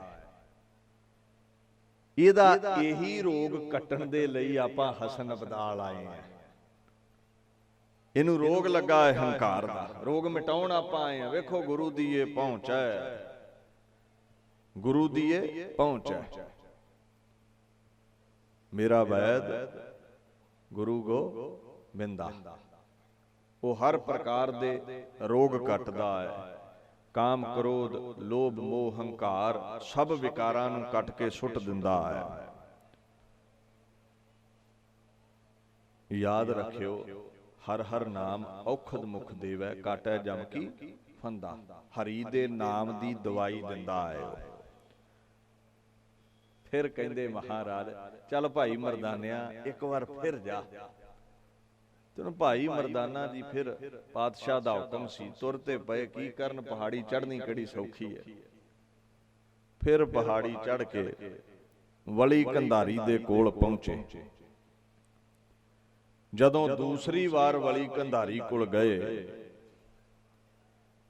ਭਾਈ ਮਰਦਾਨਾ ਜੀ ਫਿਰ ਉਹੀ ਜਵਾਬ ਮਿਲਿਆ ਵੀ ਜੇ ਤੇਰਾ ਬਾਬਾ ਨਾਨਕ ਤਪਾ ਅਜ਼ਮਤੀ ਹੈ ਤੇ ਜਲ ਦਾ ਪ੍ਰਬੰਧ ਉਹ ਕਰੇ, ਮੇਰੇ ਕੋਲ ਵਾਰ-ਵਾਰ ਨਾ। ਤੇ ਗੁਰੂ ਨਾਨਕ ਸਾਹਿਬ ਦਿਲ ਦੀਆਂ ਗੁੰਝਲਾਂ ਨੂੰ ਖੋਲਣ ਵਾਲੇ ਨੇ। ਤੁਸੀਂ ਰੋਜ਼ ਪੜ੍ਹਦੇ ਹੋ, ਬਿਨ ਬੋਲਿਆਂ ਸਭ ਕੁਛ ਜਾਣਦਾ, ਉਹ ਸਭ ਜਾਣਦਾ ਹੈ। ਮਹਾਰਾਜ ਜਾਣਦੇ ਨੇ ਹੰਕਾਰੀ ਹੈ, ਸਾਡੇ ਨਾਲ ਈਰਖਾ ਕਰਦਾ ਹੈ। ਇਹਦਾ ਹੰਕਾਰ ਦਾ ਜਿਹੜਾ ਰੋਗ ਹੈ ਤੋੜਨਾ ਪਵੇਗਾ, ਨਹੀਂ ਤੇ ਇਲਾਕੇ ਦੇ ਲੋਕ ਪਿਆਸੇ ਮਰ ਜਾਣਗੇ। ਦੀਨ ਦੁਨੀਆ ਦੇ ਮਾਲਕ, ਉਹ ਅਜ਼ਮਤਾਂ ਦੇ ਮਾਲਕ, ਉਹ ਰੋਗ ਕੱਟਣ ਵਾਲੇ, ਉਹ ਸੋਗ ਮਿਟਾਉਣ ਵਾਲੇ, ਤਨ ਦੇ ਰੋਗਾਂ ਨੂੰ, ਮਨ ਦੇ ਸੋਗਾਂ ਨੂੰ ਖਤਮ ਕਰਨ ਵਾਲੇ ਗੁਰੂ ਨਾਨਕ ਨਿਰੰਕਾਰੀ ਨੇ, ਅੰਤਰਜਾਮੀ ਪਾਤਸ਼ਾਹ ਨੇ ਜਾਣਿਆ ਵੀ ਇਹ ਇਸ ਤਰ੍ਹਾਂ ਰੁਕ ਨਹੀਂ ਆਵੇਗਾ, ਇਹਨੂੰ ਅਜ਼ਮਤ ਵਿਖਾਉਣੀ ਪਵੇਗੀ। ਕਿਉਂਕਿ ਉਹਨੂੰ ਮਾਣ ਬੜਾ ਵੀ ਮੈਂ ਕਰਾਮਾਤੀ ਹਾਂ। ਹੁਣ ਉਹਦੇ ਨਾਲੋਂ ਵੱਡੀ ਕਰਾਮਾਤ ਹੋਵੇਗੀ ਤੇ ਫੇਰ ਹੀ ਝੁਕੇਗਾ। ਹੁਣ ਜੇ ਮੰਨ ਲਓ ਵਲੀ ਕੰਧਾਰੀ ਨੂੰ ਮਹਾਰਾਜ ਪਹਾੜੀ ਤੇ ਜਾ ਕੇ ਕਹਿਣ ਚੱਲ ਮੈਂ ਤੈਨੂੰ ਜਪਜੀ ਸਾਹਿਬ ਸੁਣਾਉਣਾ ਹੈ, ਉਹ ਭਾਈ ਮਰਦਾਨੇ ਦੀ ਕੋਈ ਗੱਲ ਨਹੀਂ ਸੁਣਦਾ। ਗੁਰੂ ਨਾਨਕ ਸਾਹਿਬ ਦੀ ਵੀ ਗੱਲ ਉਹਨੇ ਕੋਈ ਨਹੀਂ ਸੁਣਨੀ, ਕਿਉਂਕਿ ਉਹ ਹੰਕਾਰ ਨੇ ਉਹਦੀ ਬੁੱਧੀ ਤੇ ਪਰਦਾ ਐਸਾ ਪਾਇਆ ਹੈ। ਉਹਨੂੰ ਇਹ ਹੈ ਵੀ ਮੇਰੇ ਵਰਗਾ ਅਜ਼ਮਤੀ ਇਹ ਬਾਬਾ ਨਾਨਕ ਨਹੀਂ ਹੈ। ਪਹਿਲਾਂ ਕਰਾਮਾਤ ਵਿਖਾ ਕੇ ਉਹਦਾ ਹੰਕਾਰ ਤੋੜਨਾ ਪਵੇਗਾ ਵੀ ਇੱਥੇ ਤੇਰੇ ਨਾਲੋਂ ਵੱਡੇ ਵੀ ਬੈਠੇ ਨੇ ਦੁਨੀਆ ਤੇ ਜਦੋਂ ਹੰਕਾਰ ਟੁੱਟੇਗਾ ਫਿਰ ਕਿਤੇ ਵਲੀ ਕੰਧਾਰੀ ਹੱਥ ਜੋੜੇਗਾ ਵੀ ਬਾਬਾ ਹੁਣ ਉਪਦੇਸ਼ ਦੇ। ਜਿਹੜੇ ਕਹਿੰਦੇ ਕਰਾਮਾਤ ਹੈ ਨਹੀਂ ਹੈ, ਉਹੀ ਗੱਲ ਹੈ ਸੁਰਤੀ ਕੁਝੇ ਵਰਗੀ ਹੈ। ਗੁਰੂ ਨਾਨਕ ਸਮੁੰਦਰ ਹੈ, ਇਹਨਾਂ ਨੂੰ ਸਮਝ ਨਹੀਂ ਆਉਂਦੀ ਹੈ। ਕਰਾਮਾਤ ਹੈ ਨਹੀਂ ਗੁਰੂ ਵਿੱਚ। ਮੈਂ ਫਿਰ ਦੁਹਰਾ ਦਵਾਂ, ਅਸ਼ਟ ਸਿੱਧ ਨਵ ਨਿਧ ਇਹ ਕਰਮ ਪ੍ਰਾਪਤ ਜਿਸ ਨਾਮ ਦੇਹ। ਰਿੱਧੀਆਂ ਸਿੱਧੀਆਂ ਕਰਾਮਾਤਾਂ ਉਹਨਾਂ ਕੋਲ ਨੇ ਜਿਨ੍ਹਾਂ ਕੋਲ ਨਾਮ ਹੈ। ਬਾਣੀ ਤਾਂ ਕਹਿੰਦੀ ਹੈ ਨਾ, ਇਹ ਪਤਾ ਨਹੀਂ ਕਿਉਂ ਕੁਫਰ ਤੋਲੀ ਜਾਂਦੇ। ਮਹਾਰਾਜ ਦੀ ਗੋਚ ਬਹਿ ਕੇ ਆਖਣਗੇ ਕਰਾਮਾਤ ਹੈ ਨਹੀਂ। ਆਖੇ ਜੇ ਕਰਾਮਾਤ ਨਾ ਹੁੰਦੀ ਤੇ ਬਲੀ ਕੰਧਾਰੀ ਪਹਾੜੀ ਤੋਂ ਚੱਲ ਕੇ ਕਦਮ ਬੋਸੀ ਨਾ ਕਰਦਾ ਗੁਰੂ ਨਾਨਕ ਦੀ। ਉਹਨੂੰ ਲੋੜ ਨਹੀਂ ਹੈ ਜਪਜੀ ਸਾਹਿਬ ਦੀ, ਉਹ ਇਸਲਾਮ ਜਗਤ ਵਿੱਚੋਂ ਹੈ। ਉਹਦੇ ਕੋਲ 5 ਵਕਤ ਦੀਆਂ ਨਮਾਜ਼ਾਂ ਪਈਆਂ ਨੇ, ਆਪਣੀ ਕਲਾਮ ਹੈ ਉਹਦੇ ਕੋਲ। ਖਿਆਲ ਕਰਿਓ, ਹਰ ਕੋਈ ਆਪਣੇ ਮਜ਼ਹਬ ਨੂੰ, ਆਪਣੀ ਕਲਾਮ ਨੂੰ ਸੁੱਚਾ ਸਮਝਦਾ ਹੈ। ਜਦੋਂ ਗੁਰੂ ਨਾਨਕ ਦੀ ਅਜ਼ਮਤ ਵੇਖੇਗਾ ਨਾ, ਫਿਰ ਹੋਸ਼ ਆਵੇਗੀ ਵੀ ਨਹੀਂ, ਜੇ ਮੈਂ ਕਲਾਮ ਪੜ੍ਹਾਂ, ਮੇਰੇ ਕੋਲ ਇੰਨੀ ਅਜ਼ਮਤ ਹੈ, ਇਹਦੇ ਕੋਲ ਮੇਰੇ ਨਾਲੋਂ ਵੱਧ ਕੇ ਕਰਾਮਾਤ ਹੈ, ਕਿਹੜੀ ਕਲਾਮ ਪੜ੍ਹਦਾ ਹੋਵੇਗਾ। ਫਿਰ ਤਰਲਾ ਲਵੇਗਾ, ਬਾਬਾ ਆਪਣੀ ਕਲਾਮ ਸੁਣਾ, ਮੈਨੂੰ ਗਿਆਨ ਦੇ, ਫਿਰ ਜਪਜੀ ਸਾਹਿਬ ਅਸਰ ਕਰੇਗਾ। ਪਹਿਲਾਂ ਨਹੀਂ, ਪਹਿਲਾਂ ਉਹਦੇ ਹੰਕਾਰ ਦਾ ਪਰਦਾ ਸੁਰਤੀ ਤੇ ਜਿਹੜਾ ਚੜਿਆ ਹੈ ਉਹ ਲਾਉਣਾ ਹੈ। ਸ੍ਰੀ ਨਾਨਕ ਸਭ ਅੰਤਰਜਾਮੀ, ਸਭ ਵਿਦ ਪੀਰ ਜਾਨ ਕੀ ਖਾਮੀ। ਅੰਦਰ ਦੀ ਜਾਣਨ ਵਾਲਿਆਂ ਨੇ ਪੀਰ ਦੀ ਖਾਮੀ ਨੂੰ ਸਮਝਿਆ ਹੈ। ਸਭ ਵਿਦ ਜਾਨ ਪੀਰ ਕੀ ਖਾਨੀ, ਸ੍ਰੀ ਨਾਨਕ ਸਭ ਅੰਤਰਜਾਮੀ। ਬਿਨ ਬੋਲਿਆ ਸਭ ਕਿਸ ਜਾਣਦਾ। ਹੁਤੀ ਲਸਟਕਾ ਹਾਥ ਮਝਾਰੀ, ਤਿਸ ਗਿਰ ਕੀ ਜਰ ਮਹਿ ਤਬ ਮਾਰੀ। ਹੱਥ 'ਚ ਸੋਟੀ ਸੀ ਬਾਦਸ਼ਾਹ ਦੇ। ਇਹ ਸਾਖੀ ਪਤਾ ਕੌਣ ਲਿਖ ਰਿਹਾ? ਸਿੱਖ ਜਗਤ ਦਾ ਔਰ ਸਮੁੱਚੀ ਕਾਇਨਾਤ ਅੰਦਰ ਸਭ ਤੋਂ ਵੱਡੀ ਇਤਿਹਾਸ ਦੀ ਰਚਨਾ, ਕਾਵ ਰਚਨਾ ਕਰਨ ਵਾਲਾ ਮਹਾਪੁਰਸ਼ ਕਵੀ ਸੰਤੋਖ ਸਿੰਘ। ਸ੍ਰੀ ਗੁਰ ਪ੍ਰਤਾਪ ਸੂਰਜ, ਸ੍ਰੀ ਨਾਨਕ ਪ੍ਰਕਾਸ਼ ਗ੍ਰੰਥ ਲਿਖਣ ਵਾਲਾ। ਮੈਂ ਤੁਹਾਨੂੰ ਚੇਤਾ ਕਰਵਾ ਦਵਾਂ, ਦੁਨੀਆ 'ਚ ਬੜੇ ਕਵੀ ਨੇ, ਬੜੇ ਗ੍ਰੰਥ ਨੇ, ਪਰ ਸਭ ਤੋਂ ਵੱਡਾ ਕਾਵ ਰਚਨਾ ਦਾ ਗ੍ਰੰਥ, ਇਤਿਹਾਸਕ ਗ੍ਰੰਥ ਅਗਰ ਕੋਈ ਦੁਨੀਆ ਤੇ ਹੈ ਤੇ ਉਹ ਨਾਨਕ ਪ੍ਰਕਾਸ਼ ਤੇ ਸੂਰਜ ਪ੍ਰਕਾਸ਼ ਹੈ। ਲਿਖਣ ਵਾਲਾ ਕਵੀ ਸੰਤੋਖ ਸਿੰਘ। ਅਰਬੀ, ਫਾਰਸੀ, ਸੰਸਕ੍ਰਿਤ, ਬ੍ਰਿਜ ਭਾਸ਼ਾ, ਪੰਜਾਬੀ, ਗੁਰਮੁਖੀ, ਹਰ ਭਾਸ਼ਾ ਉਹਦੀ ਕਲਮ 'ਚੋਂ ਪ੍ਰਗਟ ਹੈ। ਉਹ ਲਿਖਦੇ ਨੇ, ਕਹਿੰਦੇ ਅੰਤਰਜਾਮੀ ਪਾਤਸ਼ਾਹ ਨੇ ਸਭ ਕੁਝ ਜਾਣਿਆ, ਹੱਥ ਵਿੱਚ ਸੋਟੀ ਫੜੀ ਸੀ ਇੱਕ। ਤੇ ਸਾਖੀਆਂ ਐਵੇਂ ਨਹੀਂ ਲਿਖੀਆਂ ਉਸ ਨੇ। ਜਿੱਥੋਂ ਜਿੱਥੋਂ ਮੈਟਰ ਮਿਲਦਾ ਗਿਆ ਗੁਰੂ ਸਾਹਿਬ ਬਾਬਤ, ਉੱਥੇ ਜਾ ਜਾ ਕੇ ਇਤਿਹਾਸਿਕ ਸਥਾਨਾਂ ਦੇ ਦਿਦਾਰੇ ਕਰ ਕਰਕੇ ਉਸਨੇ ਬ੍ਰਿਜ ਭਾਸ਼ਾ ਵਿੱਚ ਇਹ ਮਹਾਨ ਗ੍ਰੰਥ ਲਿਖਿਆ ਹੈ। ਘਰ ਬੈਠੇ ਹੀ ਨਹੀਂ ਲਿਖ ਦਿੱਤਾ। ਉਹ ਕਹਿੰਦੇ ਵੀ ਹੱਥ 'ਚ ਸੋਟੀ ਸੀ, ਤੇ ਉਹ ਜਿਹੜੀ ਹੱਥ ਦੇ ਵਿੱਚ ਸੋਟੀ ਸੀ, ਤਿਸ ਗਿਰ ਕੀ ਜਰ ਮਹਿ ਤਬ ਮਾਰੀ। ਹੁਤੀ ਲਸਟਕਾ ਹਾਥ ਮਝਾਰੀ। ਉਹ ਹੱਥ ਵਿੱਚ ਫੜੀ ਸੋਟੀ ਮਹਾਰਾਜ ਨੇ ਪਹਾੜੀ ਦੀ ਜੜ ਦੇ ਵਿੱਚ ਐ ਮਾਰੀ। ਤੇ ਕਵੀ ਜੀ ਕਹਿੰਦੇ ਨੇ, ਸੀਤਲ ਜਲ ਨਿਰਮਲ ਤਿਸ ਕਾਲਾ, ਨਿਕਸਤ ਬਹਿਓ ਪ੍ਰਵਾਹੋ ਵਿਸ਼ਾਲਾ। ਗੁਰੂ ਨਾਨਕ ਪਾਤਸ਼ਾਹ ਦੇ ਹੱਥ ਵਾਲੀ ਲਸਟਕਾ ਜਦੋਂ ਚੋਟ ਕਰਦੀ ਹੈ ਪਹਾੜੀ ਦੇ ਥੱਲੇ, ਤੇ ਉਹ ਜਿਹੜਾ ਝਰਨਾ ਉੱਤੇ ਬੰਦ ਕੀਤਾ ਸੀ ਉਹ ਥੱਲਿਓਂ ਪ੍ਰਗਟ ਹੋ ਗਿਆ। ਜੇ ਆਪਾਂ ਬਾਣੀ ਨਾਲ ਸਿੱਧ ਕਰਾਂਗੇ ਤੇ ਇਤਿਹਾਸਕ ਸਥਾਨ ਪੰਜਾ ਸਾਹਿਬ ਤੇ ਹੈ ਹੀ ਆ, ਜਾ ਕੇ ਦਰਸ਼ਨ ਕਰ ਲਵੋ। ਅੱਜ ਵੀ ਝਰਨਾ ਪ੍ਰਗਟ ਵਗ ਰਿਹਾ ਹੈ, ਕਿਉਂਕਿ ਜੇ ਇੱਥੇ ਹੀ ਸਾਖੀ ਤੇ ਹੀ ਫਤਿਹ ਬੁਲਾ ਦਿੱਤੀ, ਬਾਣੀ ਦੀ ਪੰਕਤੀ ਨਾਲ ਨਾ ਲਈ, ਤੇ ਉਹ ਜਿਹੜੇ ਤਰਕਵਾਦੀ ਨੇ ਉਹਨਾਂ ਕਹਿਣਾ ਲੈ ਇਹ ਤੇ ਝੂਠੀਆਂ ਸਾਖੀਆਂ, ਗੁਰਬਾਣੀ ਦੀ ਕਸਵੱਟੀ ਤੇ ਸੁਣਾਓ ਜੀ। ਹਜੇ ਕਿ ਗੁਰਬਾਣੀ ਉਹਨਾਂ ਪੜ੍ਹੀ ਨਹੀਂ ਹੈ, ਆਉਂਦੀ ਨਹੀਂ ਹੈ। ਉਹ ਜੋ ਸਰਕਾਰਾਂ ਲਿਖ ਕੇ ਦੇ ਦਿੰਦੀਆਂ ਵੀ ਪੰਥ 'ਚ ਅੱਗ ਬਾਲ ਛੱਡੋ, ਉਹ ਅੱਗ ਲਾਊ ਜੰਤਰ ਨੇ, ਸਟੇਜ ਤੇ ਬਹਿ ਕੇ ਬੋਲ ਜਾਂਦੇ ਨੇ, ਤੇ ਅਸੀਂ ਆਖਣ ਲੱਗ ਪਏ ਨੇ ਆਹਾ ਹਾ ਆਹ ਗੱਲ ਠੀਕ ਕਰ ਗਿਆ। ਹੱਦ ਹੋ ਗਈ, ਤੁਹਾਡੇ ਇਤਿਹਾਸ ਨੂੰ, ਤੁਹਾਡੀ ਬਾਣੀ ਨੂੰ ਕੱਟ ਕੇ ਸੁੱਟ ਗਿਆ, ਰੱਦ ਕਰਕੇ ਸੁੱਟ ਗਿਆ, ਤੇ ਤੁਸੀਂ ਸਰੋਪੇ ਦਈ ਜਾਂਦੇ ਨੇ ਵੀ ਬੜਾ ਪ੍ਰਚਾਰ ਹੋ ਰਿਹਾ ਹੈ। ਇਹ ਕਹਿ ਦੇਣਾ ਵੀ ਗੁਰੂ ਨਾਨਕ ਸਾਹਿਬ ਇਹ ਨਹੀਂ ਕਰ ਸਕਦੇ, ਮਤਲਬ ਵੀ ਗੁਰੂ ਨਾਨਕ ਇੱਕ ਅਧੂਰਾ ਇਨਸਾਨ ਹੈ। ਤੁਹਾਡੇ ਗੁਰੂ ਨਾਨਕ ਨੂੰ ਆਪ ਨਾਰਾਇਣ ਕਲਾਧਾਰ ਨੂੰ ਇੱਕ ਮਾਮੂਲੀ ਬੰਦਾ ਸਾਬਤ ਕਰਤਾ, ਤੇ ਕੀਤਾ ਵੀ ਤੁਹਾਡੀ ਸਟੇਜ ਤੇ ਹੀ ਬਹਿ ਕੇ। ਤੇ ਤੁਸੀਂ ਤੇ ਬਾਹੋਂ ਫੜ ਕੇ ਪੁੱਛਣਾ ਸੀ ਵੀ ਬਾਬਾ ਆਪਦੇ ਵਰਗਾ ਸਮਝਿਆ ਹੀ ਗੁਰੂ ਨਾਨਕ ਨੂੰ। ਬਾਣੀ ਕਹਿੰਦੀ ਹੈ ਆਪ ਨਾਰਾਇਣ ਕਲਾਧਾਰ ਜਗ ਮੈਂ ਪਰਵਰਿਓ, ਤੇ ਤੁਸੀਂ ਉਲਟੇ ਸਰੋਪੇ ਪਾਈ ਜਾਂਦੇ ਨੇ ਵੀ ਪ੍ਰਚਾਰ ਬੜਾ ਕੀਤਾ ਨੇ। ਉਹ ਥੋੜਾ ਜਿਹਾ ਇਹਨੂੰ ਸੁਰਤੀ ਨੂੰ ਉੱਚੀ ਚੁੱਕੋ। ਤੁਹਾਡਾ ਸੰਗਤਾਂ ਦਾ ਦਿੱਤਾ ਖਾ ਕੇ, ਤੁਹਾਡੇ ਕੋਲੋਂ ਸਰੋਪੇ ਲੈ ਕੇ, ਤੁਹਾਡੀਆਂ ਭੇਟਾਵਾਂ ਨਾਲ ਗੱਡੀਆਂ ਕਾਰਾਂ ਕੋਠੀਆਂ ਮਹਿਲ ਬਣਾ ਕੇ ਤੁਹਾਡੇ ਗੁਰੂ ਦੀ ਗੋਦ ਵਿੱਚ ਬਹਿ ਕੇ ਤੁਹਾਡੇ ਗੁਰੂ ਦੀ ਬਾਣੀ ਨੂੰ, ਇਤਿਹਾਸ ਨੂੰ ਕੱਟ ਕੇ ਅਗਲਾ ਹੋ ਗਿਆ ਜੇ ਤੁਸੀਂ ਜਕਾਰੇ ਛੱਡੀ ਜਾਓ ਬੈਠੇ। ਇਹ ਕਹਿ ਦੇਣਾ ਵੀ ਗੁਰੂ ਨਾਨਕ ਰੀਠੇ ਮਿੱਠੇ ਨਹੀਂ ਕਰ ਸਕਦਾ, ਪੰਜੇ ਦੇ ਨਾਲ ਪਹਾੜ ਨਹੀਂ ਡੱਕ ਸਕਦਾ, ਝਰਨਾ ਨਹੀਂ ਵਗਾ ਸਕਦਾ, ਮਤਲਬ ਸਾਫ਼ ਹੈ ਵੀ ਗੁਰੂ ਨਾਨਕ ਦੇ ਪੱਲੇ ਕੱਖ ਨਹੀਂ ਹੈ। ਸਿਰਫ ਸ਼ਬਦਾਵਲੀ ਤਰੀਕੇ ਨਾਲ ਵਰਤੀ, ਸਿੱਧਾ ਨਹੀਂ ਕਹਿ ਰਿਹਾ ਉਹ। ਕੋਈ ਵੀ ਹੈ, ਕੋਈ ਵੀ ਤਰਕਵਾਦੀ ਹੈ। ਆ ਬਾਣੀ ਤੋਂ ਪੁੱਛੀਏ ਵੀ ਜਿਹੜੀ ਲਸਟਕਾ ਮਾਰ ਕੇ ਪਹਾੜੀ ਦੇ ਥੱਲੇ ਜਿਹੜਾ ਉਹ ਝਰਨਾ ਪ੍ਰਗਟ ਕੀਤਾ ਹੈ ਗੁਰੂ ਨਾਨਕ ਨੇ, ਇਹ ਗੁਰੂ ਕਰ ਸਕਦਾ ਹੈ? ਗੁਰੂ ਗ੍ਰੰਥ ਸਾਹਿਬ ਨੂੰ ਪੁੱਛੀਏ ਆਪਾਂ। ਉਹਨੂੰ ਕਿਉਂ ਪੁੱਛਣਾ ਹੈ? ਕਿਉਂਕਿ ਵਾਹੋ ਵਾਹੋ ਬਾਣੀ ਨਿਰੰਕਾਰ ਹੈ। ਗੁਰੂ ਗ੍ਰੰਥ ਸਾਹਿਬ ਰੱਬ ਦੇ ਬੋਲ ਨੇ, ਰੱਬ ਦੀ ਬਾਣੀ ਹੈ। ਤੇ ਸਜੇ ਵਡੇ ਅਵਰਨਾ ਕੋਈ। ਮੇਰੀ ਵਿਚਾਰਧਾਰਾ ਜਾਂ ਸਾਖੀਆਂ ਇਤਿਹਾਸ ਖੰਡਿਤ ਕਰਨ ਵਾਲੇ ਪ੍ਰਚਾਰਕ ਦੀ ਵਿਚਾਰਧਾਰਾ ਮਾਇਨੇ ਨਹੀਂ ਰੱਖਦੀ। ਸਭ ਤੋਂ ਵੱਡੀ ਵਿਚਾਰਧਾਰਾ, ਉੱਚੀ ਸੁੱਚੀ ਵਿਚਾਰਧਾਰਾ ਹੈ ਵਾਹੋ ਵਾਹੋ ਬਾਣੀ ਨਿਰੰਕਾਰ ਹੈ ਤੇ ਸਜੇ ਵਡੇ ਅਵਰਨਾ ਕੋਈ। ਗੁਰੂ ਗ੍ਰੰਥ ਸਾਹਿਬ ਨੂੰ ਪੁੱਛਿਆ ਵੀ ਕੀ ਗੁਰੂ ਇਹ ਕਰ ਸਕਦਾ ਏ? ਤੇ ਗੁਰੂ ਗ੍ਰੰਥ ਸਾਹਿਬ ਕਹਿੰਦੇ ਨੇ ਗੁਰ ਸਮਰੱਥ ਅਪਾਰ ਗੁਰ ਵਡਭਾਗੀ ਦਰਸ਼ਨ ਹੋਏ। ਗੁਰੂ ਸਮਰੱਥ ਹੈ। ਸਮਰੱਥ ਦਾ ਮਤਲਬ ਹੈ ਜੋ ਚਾਹੇ ਕਰ ਸਕਦਾ ਹੈ। ਹੁਣ ਗੁਰੂ ਗ੍ਰੰਥ ਸਾਹਿਬ ਤੇ ਕਹਿੰਦੇ ਨੇ the Guru is all powerful, he is infinite, ਜੋ ਚਾਹੇ ਕਰ ਸਕਦਾ ਹੈ। ਇੰਗਲਿਸ਼ ਦੇ ਟੀਕਾਕਾਰਾਂ ਵੀ ਇਹੀ ਅਰਥ ਕੀਤੇ ਨੇ, ਗੁਰੂ ਜੋ ਚਾਹੇ ਕਰ ਸਕਦਾ ਹੈ।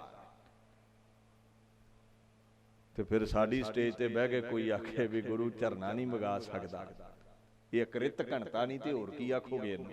ਕਿਉਂਕਿ ਦਿੱਤਾ ਤੇ ਅਸੀਂ ਗੁਰੂ ਦਾ ਖਾਣੇ। ਪ੍ਰਚਾਰਕ ਸ਼੍ਰੇਣੀ ਸੰਗਤਾਂ ਆਪਾਂ ਸਾਰੇ ਗੁਰੂ ਦਾ ਹੀ ਖਾਣੇ ਆ ਨਾ। ਤੇ ਜਿਹੜੇ ਪਿਓ ਦਾ ਖਾਈਏ ਉਹਨੂੰ ਕਹਿ ਦਈਏ ਵੀ ਤੇਰੇ ਤੇ ਪੱਲੇ ਹੀ ਕੱਖ ਨਹੀਂ ਹੈ। ਇਦੋਂ ਵੱਡਾ ਕ੍ਰਿਤਕਣ ਬੰਦਾ ਦੁਨੀਆ ਤੇ ਜੇ ਹੋਵੇ ਤਾਂ ਮੈਨੂੰ ਲੱਭ ਕੇ ਵਿਖਾ ਦਿਓ। ਸਭ ਤੋਂ ਵੱਡਾ ਕ੍ਰਿਤਕਣ ਉਹ ਸਮਝਿਆ ਜਾਂਦਾ ਹੈ ਜਿਹਦਾ ਖਾਵੇ ਤੇ ਉਹਦੀ ਹੀ ਨਰਾਦਰੀ ਕਰੇ। ਤੇ ਗੁਰੂ ਗ੍ਰੰਥ ਸਾਹਿਬ ਕਹਿੰਦੇ ਨੇ ਗੁਰੂ ਇੰਨਾ ਕੁ ਸਮਰੱਥ ਹੈ, ਗੁਰ ਤੇ ਬਾਹਰ ਕਿਛ ਨਹੀਂ, ਗੁਰ ਕੀਤਾ ਲੋੜੇ ਸੋ ਹੋਏ। ਗੁਰੂ ਗ੍ਰੰਥ ਸਾਹਿਬ ਦੇ ਆਧਾਰ ਤੇ ਕੋਈ ਖੰਡਨ ਕਰੇ ਇਸ ਸਾਖੀ ਦਾ ਵੀ ਗੁਰੂ ਨਹੀਂ ਝਰਨੇ ਵਗਾ ਸਕਦਾ, ਨਹੀਂ ਰੀਠੇ ਮਿੱਠੇ ਕਰ ਸਕਦਾ, ਨਹੀਂ ਪਹਾੜਾਂ ਨੂੰ ਡੱਕ ਸਕਦਾ, ਤੇ ਆਪਾਂ ਸਿਰ ਝੁਕਾ ਦਾਂਗੇ। ਜਿੱਦਬਾਜ਼ੀ ਕਾਦੀ ਹੈ? ਤੇ ਅਸੀਂ ਗੁਰੂ ਗ੍ਰੰਥ ਸਾਹਿਬ ਦੇ ਆਧਾਰ ਤੇ ਸਿੱਧ ਕਰ ਰਹੇ ਹਾਂ ਵੀ ਗੁਰੂ ਜੋ ਚਾਹੇ ਕਰ ਸਕਦਾ ਹੈ। ਉਹ ਜਦੋਂ ਝਰਨਾ ਵਗਿਆ ਥੱਲੇ ਤੇ ਜਿਹੜੀ ਝੀਲ ਸੀ ਨਾ ਪਹਾੜੀ ਦੇ ਉੱਤੇ, ਉਹ ਸਰੋਵਰ, ਉਹ ਝੀਲ ਜਦੋਂ ਗਈ ਸੁੱਕ, ਗੁੱਸੇ ਵਿੱਚ ਹੋਰ ਤਿਲ ਮਿਲਾ ਉੱਠਿਆ ਵਲੀ ਕੰਧਾਰੀ। ਤੇ ਗੁੱਸੇ ਦੇ ਵਿੱਚ ਜਿਨ੍ਹਾਂ ਚਟਾਨਾਂ ਦੇ ਨਾਲ ਝਰਨਾ ਰੁਕਿਆ ਸੀ ਨਾ, ਉਹ ਬੜੀਆਂ ਬੜੀਆਂ ਚਟਾਨਾਂ, ਅਜ਼ਮਤੀ ਸੀ, ਕਰਾਮਾਤੀ ਸੀ। ਚੇਲੇ ਬਾਲ ਕੇ ਵੀ ਨਾਲ ਹੋਣਗੇ। ਉਹ ਬੜੀਆਂ ਬੜੀਆਂ ਚਟਾਨਾਂ ਜਿਹੜੀਆਂ ਨੇ ਨਾ ਨਜ਼ਰ ਵਿੱਚ ਆਈਆਂ ਵੀ ਇਹ ਚਟਾਨ ਕੋਈ ਇਹਨਾਂ ਚੋਂ ਰੇੜਾਂ ਸੁੱਟਾਂ ਤੇ ਇਸ ਤਵੇ ਨੂੰ ਬਾਬੇ ਨਾਨਕ ਨੂੰ ਥੱਲੇ ਹੀ ਨੱਪ ਦਵਾਂ, ਇਹਦੀ ਕਬਰ ਇੱਥੇ ਹੀ ਬਣ ਜਾਵੇ। ਕਹਿੰਦੇ ਤਿਸ ਛਿਨ ਭਾਰੀ ਸਿਲਾ ਵਿਸਾਲਾ, ਅਜ਼ਮਤ ਤੇ ਪ੍ਰਹਾਰ ਤਿਸ ਕਾਲਾ। ਇੱਥੇ ਨਾਲ ਕਿਹਾ ਕਵੀ ਜੀ ਨੇ, ਏਡੀ ਵੱਡੀ ਉਹ ਸਿਲਾ ਚਟਾਨ ਬੰਦਾ ਰੇੜ ਨਹੀਂ ਸਕਦਾ, ਪਰ ਵਲੀ ਕੰਧਾਰੀ ਕੋਲ ਅਜ਼ਮਤ ਸੀ ਤੇ ਕਰਾਮਾਤ ਦੇ ਨਾਲ ਗੁਰੂ ਸਾਹਿਬ ਜਿੱਥੇ ਬੈਠੇ ਨੇ ਉਧਰ ਨੂੰ ਚਟਾਨ ਰੇੜ ਦਿੱਤੀ ਪਹਾੜੀ ਤੋਂ। ਕਵੀ ਜੀ ਕਹਿੰਦੇ ਰੇੜ ਦਿੱਤੀ।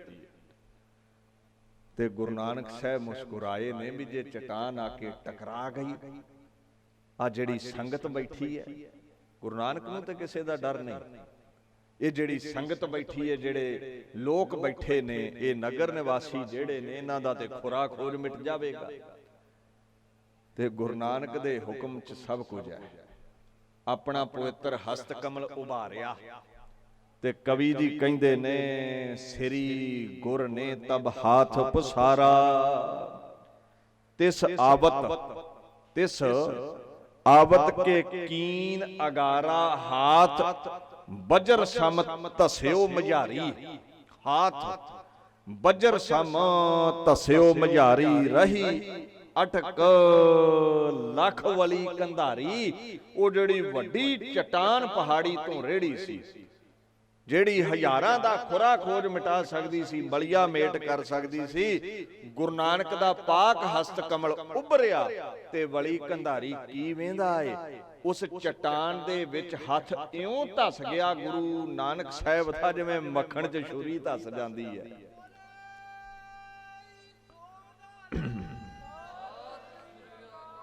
ਤੇ ਚਟਾਨ ਉਸ ਹਸਤ ਕਮਲ ਤੇ ਹੀ ਰੁਕ ਗਈ। ਤੇ ਅੱਜ ਵੀ ਦਿਦਾਰੇ ਕਰ ਲਵੋ, ਗੁਰੂ ਨਾਨਕ ਸਾਹਿਬ ਦਾ ਪਾਕ ਹਸਤ ਕਮਲ ਧਸਿਆ ਹੈ, ਉਸੇ ਤਰ੍ਹਾਂ ਨਿਸ਼ਾਨ ਤੁਹਾਨੂੰ ਦਿਖ ਜਾਵੇਗਾ। ਇਤਿਹਾਸਿਕ ਸਥਾਨ ਪ੍ਰਗਟ ਹੈ, ਉਹ ਝਰਨਾ ਉਸੇ ਤਰ੍ਹਾਂ ਵਗ ਰਿਹਾ ਹੈ। ਤੇ ਕੱਲ ਨੂੰ ਇਹ ਪਤਾ ਨਹੀਂ ਹੁੰਦਾ, ਕਿਉਂਕਿ ਬਾਣੀ ਕਹਿੰਦੀ ਹੈ ਇਹ ਜਿਤਨੀ ਵੀ ਰਚਨਾ ਹੈ ਇਹ ਸਦੀਵੀ ਨਹੀਂ ਹੈ, ਇਹ ਰਹਿਣ ਵਾਲਾ ਕੁਝ ਨਹੀਂ ਦੁਨੀਆ ਤੇ। ਮਹਾਪਰਲੋ ਆ ਜਾਵੇ, ਦੁਨੀਆ ਹੀ ਮਿਟ ਜਾਵੇ, ਜੋ ਉਪਜਿਓ ਸੋ ਬਿਨਸੈ, ਜੋ ਪ੍ਰਗਟ ਹੈ ਉਹ ਮਿੱਟੀ 'ਚ ਮਿਲ ਜਾਂਦਾ ਹੈ। ਹੁਣ ਆਪਣੇ ਕੋਲ ਸਾਰੇ ਇਤਿਹਾਸਿਕ ਸਥਾਨ ਅੱਜ ਥੋੜੀ ਮੌਜੂਦ ਨੇ, ਇਤਿਹਾਸਿਕ ਨਿਸ਼ਾਨੀਆਂ ਥੋੜੀ ਮੌਜੂਦ ਨੇ। ਮੰਨ ਲਓ ਕੱਲ ਨੂੰ ਇਤਿਹਾਸਿਕ ਚਟਾਨ ਵੀ ਨਾ ਰਵੇ, ਮੰਨ ਲਓ ਧਰਤੀ ਗਰਕ ਜਾਵੇ, ਉਹ ਝਰਨਾ ਵੀ ਨਾ ਰਵੇ, ਧਰਮ ਭਾਵਨਾ ਤੇ ਖਲੋਤਾ ਹੈ ਸਿੱਖ ਫਿਰ ਵੀ ਮੰਨੇਗਾ। ਗੁਰ ਤੇ ਬਾਹਰ ਕਿਛ ਨਹੀਂ, ਗੁਰ ਕੀਤਾ ਲੋੜੇ ਸੋ ਹੋਏ, ਗੁਰੂ ਜੋ ਚਾਹੇ ਕਰ ਸਕਦਾ ਹੈ। ਇਹ ਠੀਕ ਹੈ ਵੀ ਇਤਿਹਾਸਿਕ ਵਸਤੂਆਂ ਸਾਡੇ ਕੋਲ ਮੌਜੂਦ ਨੇ, ਸਾਡਾ ਭਰੋਸਾ ਹੋਰ ਪੱਕਾ ਹੁੰਦਾ ਹੈ। ਕੱਲ ਨੂੰ ਰੱਬ ਨਾ ਕਰੇ ਕੋਈ ਰੱਬੀ ਆਫਤ ਐਸੀ ਆਵੇ, ਕੁਝ ਵੀ ਨਾ ਰਵੇ, ਤੇ ਫਿਰ ਵੀ ਇੱਥੇ ਭਾਵਨਾ ਚਾਹੀਦੀ ਹੈ ਵੀ ਅਸੀਂ ਇਤਿਹਾਸ 'ਚ ਪੜ੍ਹਿਆ ਸਾਡਾ ਬਾਪੂ ਸਮਰੱਥ ਹੈ, ਗੁਰੂ ਨਾਨਕ ਜੋ ਚਾਹੇ ਕਰ ਸਕਦਾ ਹੈ। ਐਸੀ ਮੁਰਸ਼ਦ ਪ੍ਰਤੀ ਭਾਵਨਾ ਚਾਹੀਦੀ ਹੈ, ਕਿਉਂਕਿ ਬਾਣੀ ਕਹਿ ਰਹੀ ਹੈ, ਗੁਰੂ ਗ੍ਰੰਥ ਸਾਹਿਬ ਪਾਤਸ਼ਾਹ ਕਹਿ ਰਹੇ ਨੇ, ਦੀਨ ਦੁਨੀਆ ਦੇ ਮਾਲਕ ਆਪ ਕਹਿ ਰਹੇ ਨੇ। ਜਦੋਂ ਵਲੀ ਕੰਧਾਰੀ ਨੇ ਵੇਖਿਆ ਵੀ ਬਾਬੇ ਨੇ ਤੇ ਸਿਲਾਈ ਢੱਕ ਦਿੱਤੀ ਹੈ, ਉਹਨੂੰ ਇਸ ਗੱਲ ਦੀ ਸਮਝ ਆ ਗਈ। ਗੁਰੂ ਗ੍ਰੰਥ ਸਾਹਿਬ ਇੱਕ ਬਚਨ ਕਹਿੰਦੇ ਨੇ, ਕਹਿੰਦੇ ਸਤਿਗੁਰ ਨੋ ਅਪੜ, ਸਤਿਗੁਰ ਨੋ ਅਪੜ ਕੋਈ ਨਾ ਸਕਈ, ਜਿਸ ਵੱਲ ਸਿਰਜਣ ਹਾਰਿਆ।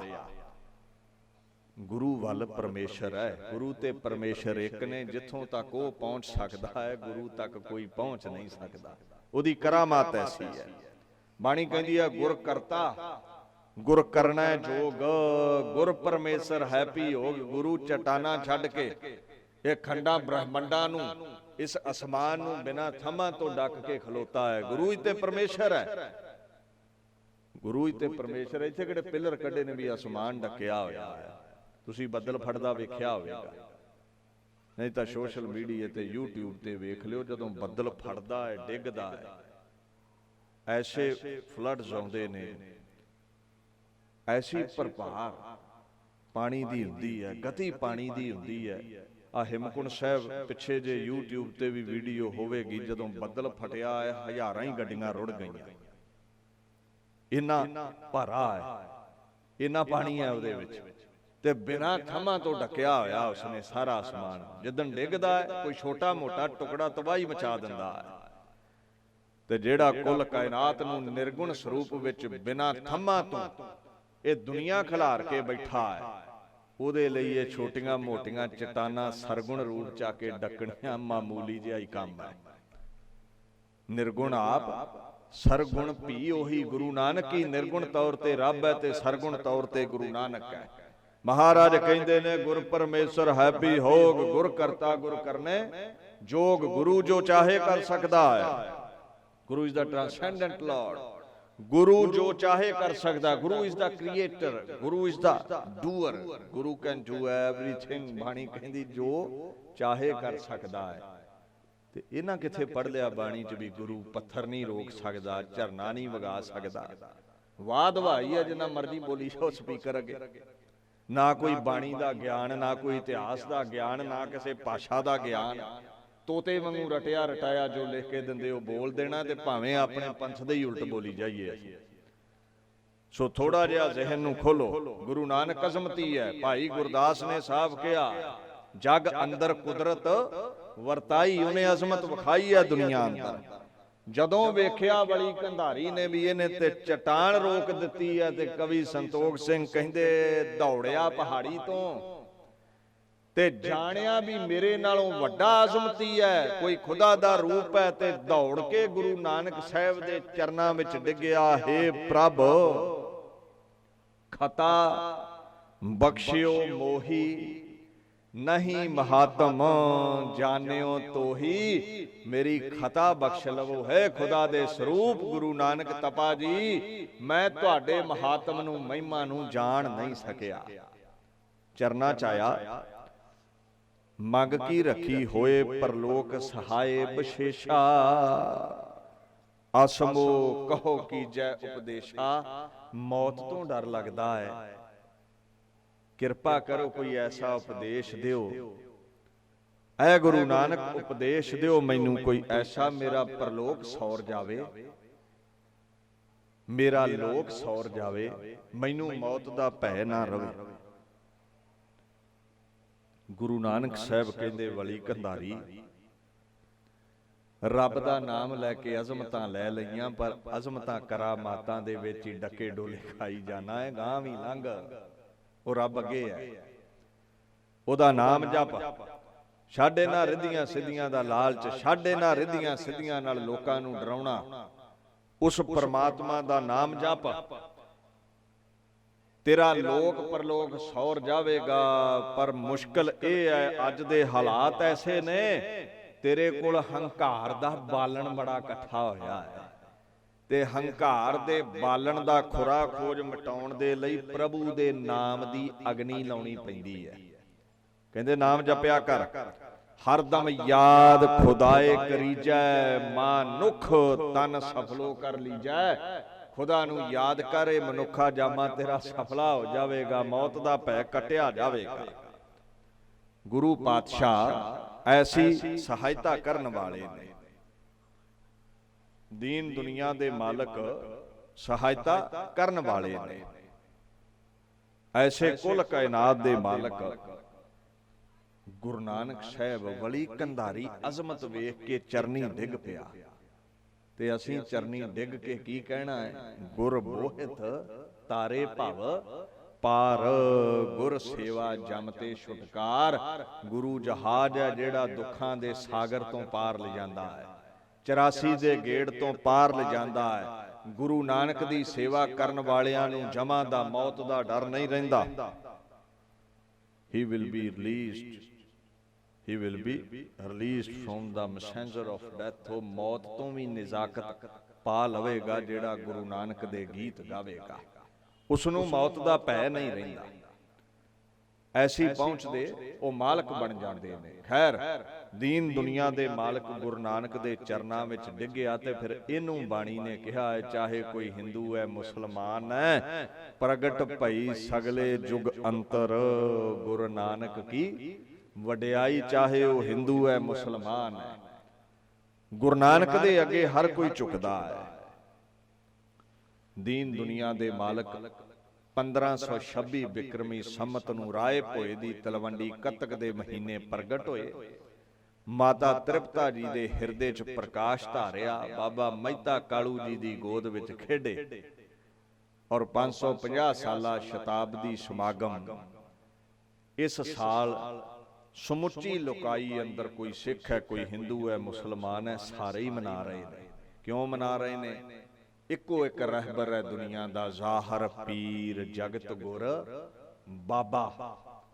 ਮੁਸਲਮਾਨਾਂ ਜਿਸ ਨੂੰ ਪੀਰ ਮੰਨਿਆ, ਹਿੰਦੂਆਂ ਨੇ ਬਾਬਾ ਗੁਰੂ ਮੰਨਿਆ, ਸਿੱਖਾਂ ਨੇ ਗੁਰੂ ਮੰਨਿਆ। ਗੁਰੂ ਨਾਨਕ ਸਾਹਿਬ ਨਾਲੋਂ ਵੱਡਾ ਕੋਈ ਨਹੀਂ। ਗੁਰੂ ਨਾਨਕ ਦੀ ਅਜ਼ਮਤ ਤੇ ਕਦੇ ਸ਼ੰਕਾ ਨਹੀਂ ਕਰਨਾ।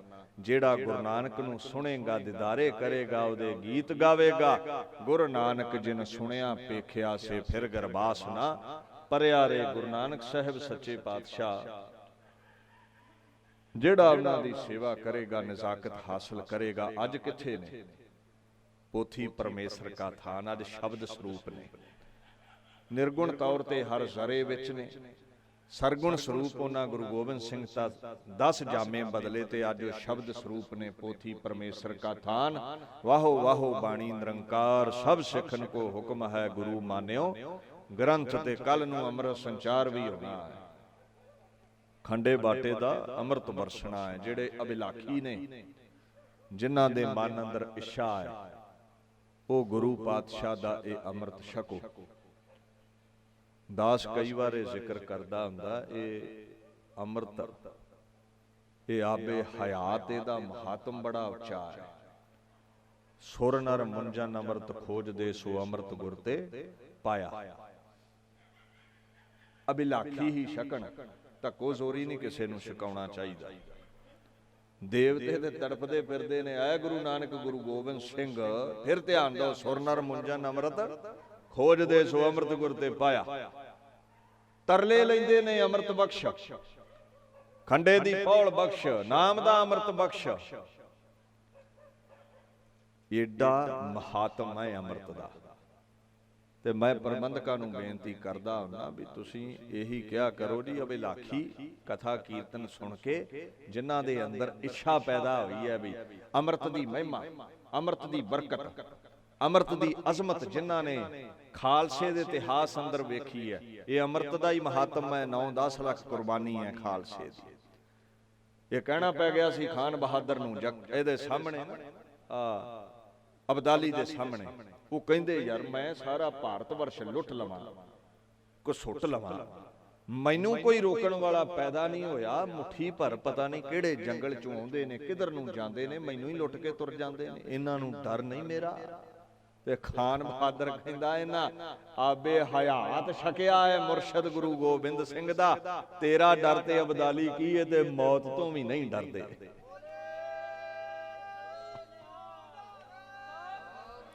ਉਹ ਕਹਿੰਦਾ ਮੁਰਸ਼ਦ ਇਨਕਾ ਵਲੀ ਭਇਓ ਹੈ, ਇनको ਆਬੇ ਹਯਾਤ ਦਇਓ ਹੈ, ਸਿਆਰਗ ਤੇ ਸਿੰਘਲੇਤ ਬਣਾਈ। ਇਹਨਾਂ ਦਾ ਮੁਰਸ਼ਦ ਬੜਾ ਤਕੜਾ, ਆਬੇ ਹਯਾਤ ਅੰਮ੍ਰਿਤ ਇਹਨਾਂ ਨੂੰ ਦਿੱਤਾ ਹੈ। ਸਿਆਰਗ ਗਿੱਦੜ ਨੂੰ ਕਹਿੰਦੇ ਨੇ, ਜਿਹੜਾ ਪੀ ਲੈਂਦਾ ਉਹ ਸ਼ੇਰ ਬਣ ਜਾਂਦਾ ਹੈ। ਇਹ ਅੰਮ੍ਰਿਤ ਹੈ, ਇਹ ਖੰਡੇ ਦੀ ਪੌਲ ਹੈ। ਪ੍ਰਬੰਧਕਾਂ ਨੂੰ ਵੀ ਬੇਨਤੀ ਹੈ ਵੀ ਇਹੀ ਆਖਿਆ ਕਰੋ ਜੀ, ਜਿਨ੍ਹਾਂ ਅੰਦਰ ਅਬਿਲਾਖਾ ਹੈ ਉਹ ਛਕੋ, ਕਿਸੇ ਦਾ ਤਰਲਾ ਲੈਣ ਦੀ ਲੋੜ ਨਹੀਂ, ਕਰਮਾਂ ਵਾਲੇ ਨੂੰ ਹਾਸਲ ਹੁੰਦਾ ਹੈ। ਇਹਦੀ ਅਜ਼ਮਤ ਵੱਖਰੀ ਹੈ ਦੁਨੀਆ ਨਾਲੋਂ, ਇਹਦੀ ਅਜ਼ਮਤ ਹੈ। ਭਾਈ ਨੰਦ ਲਾਲ ਨੇ ਸਾਫ਼ ਕਿਹਾ ਸੀ ਕਿ ਸ਼ੇਰਾਨੇ ਅਫਵਾਜ਼ੇ ਮਨਸੂਰੇ ਅਸ਼ਿਆ ਕਹਤਾਜ਼, ਇਹ ਗੁਰੂ ਗੋਬਿੰਦ ਦੀ ਆਬੇ ਹਯਾਤ ਦੀ ਐਸੀ ਪਹੁੰਚ ਹੈ, ਜਿਸਨੇ ਉਹਦਾ ਅੰਮ੍ਰਿਤ ਛਕ ਲਿਆ, ਗੁਰੂ ਦਾ ਥਾਪੜਾ ਲੈ ਲਿਆ, ਉਹ ਮਨਸੂਰ ਬਣ ਗਿਆ, ਜਿੱਤਣ ਵਾਲਾ ਬਣ ਗਿਆ। ਉਹ ਫਿਰ ਹਾਰ ਨਹੀਂ ਮੰਨਦਾ, ਇਹ ਸਿਰ ਤੇ ਲੈਂਦਾ ਲੈ ਜਾਵੇ, ਕਦੇ ਸਿਰ ਨਹੀਂ ਝੁਕਾਉਂਦਾ। ਇਹ ਤਾਕਤ ਹੈ ਅੰਮ੍ਰਿਤ ਦੀ। ਸੋ ਅਬਿਲਾਖੀ, ਜਿਨ੍ਹਾਂ ਅੰਦਰ ਅਬਿਲਾਖਾ ਹੈ, ਕਥਾ ਕੀਰਤਨ ਬਾਣੀ ਇਤਿਹਾਸ ਸੁਣਿਆ ਕਰੋ। ਇਹ ਅੰਦਰ ਮਨ ਵਿੱਚ ਅਬਿਲਾਖਾ ਪੈਦਾ ਹੋਵੇਗੀ ਵੀ ਅੰਮ੍ਰਿਤ ਛਕਣਾ ਹੈ। ਇਹਦੇ ਹੀ ਬਲਬੂਤੇ ਬਾਬਾ ਬੰਦਾ ਸਿੰਘ ਬਹਾਦਰ ਵਰਗੇ ਸੰਨੀਆਂ ਨਾਲ ਨੋਚੇ ਗਏ, ਗਲੂਏ ਮੁਬਾਰਕ ਤੋਂ ਸੀ ਨਹੀਂ ਕੀਤੀ। ਇਹਦੇ ਬਲਬੂਤੇ ਹੀ 3-4 ਵਰਿਆਂ ਦਾ ਲਖਤੇ ਜਿਗਰ ਅਜੈ ਸਿੰਘ ਅੱਖਾਂ ਸਾਵੇਂ ਇਕਲੌਤਾ ਕਾਕਾ ਸ਼ਹੀਦ ਕਰਵਾ ਲਿਆ, ਸੀ ਨਹੀਂ ਕੀਤੀ। ਇਹ ਆਬੇ ਹਯਾਤ ਦੀ ਪਹੁੰਚ ਸੀ। ਬੰਦਾ ਸਿੰਘ ਬਹਾਦਰ ਨੂੰ ਕਹਿੰਦੇ ਹੁਣ ਤੇ ਕੋਈ ਅੱਗੇ ਨਹੀਂ ਰਿਹਾ, ਕੋਈ ਪਿੱਛੇ ਨਹੀਂ ਰਿਹਾ, ਈਨ ਮੰਨ ਲੈ। ਪ੍ਰਕਸੀਅਰ ਕਹਿੰਦਾ ਈਨ ਮੰਨ ਲੈ।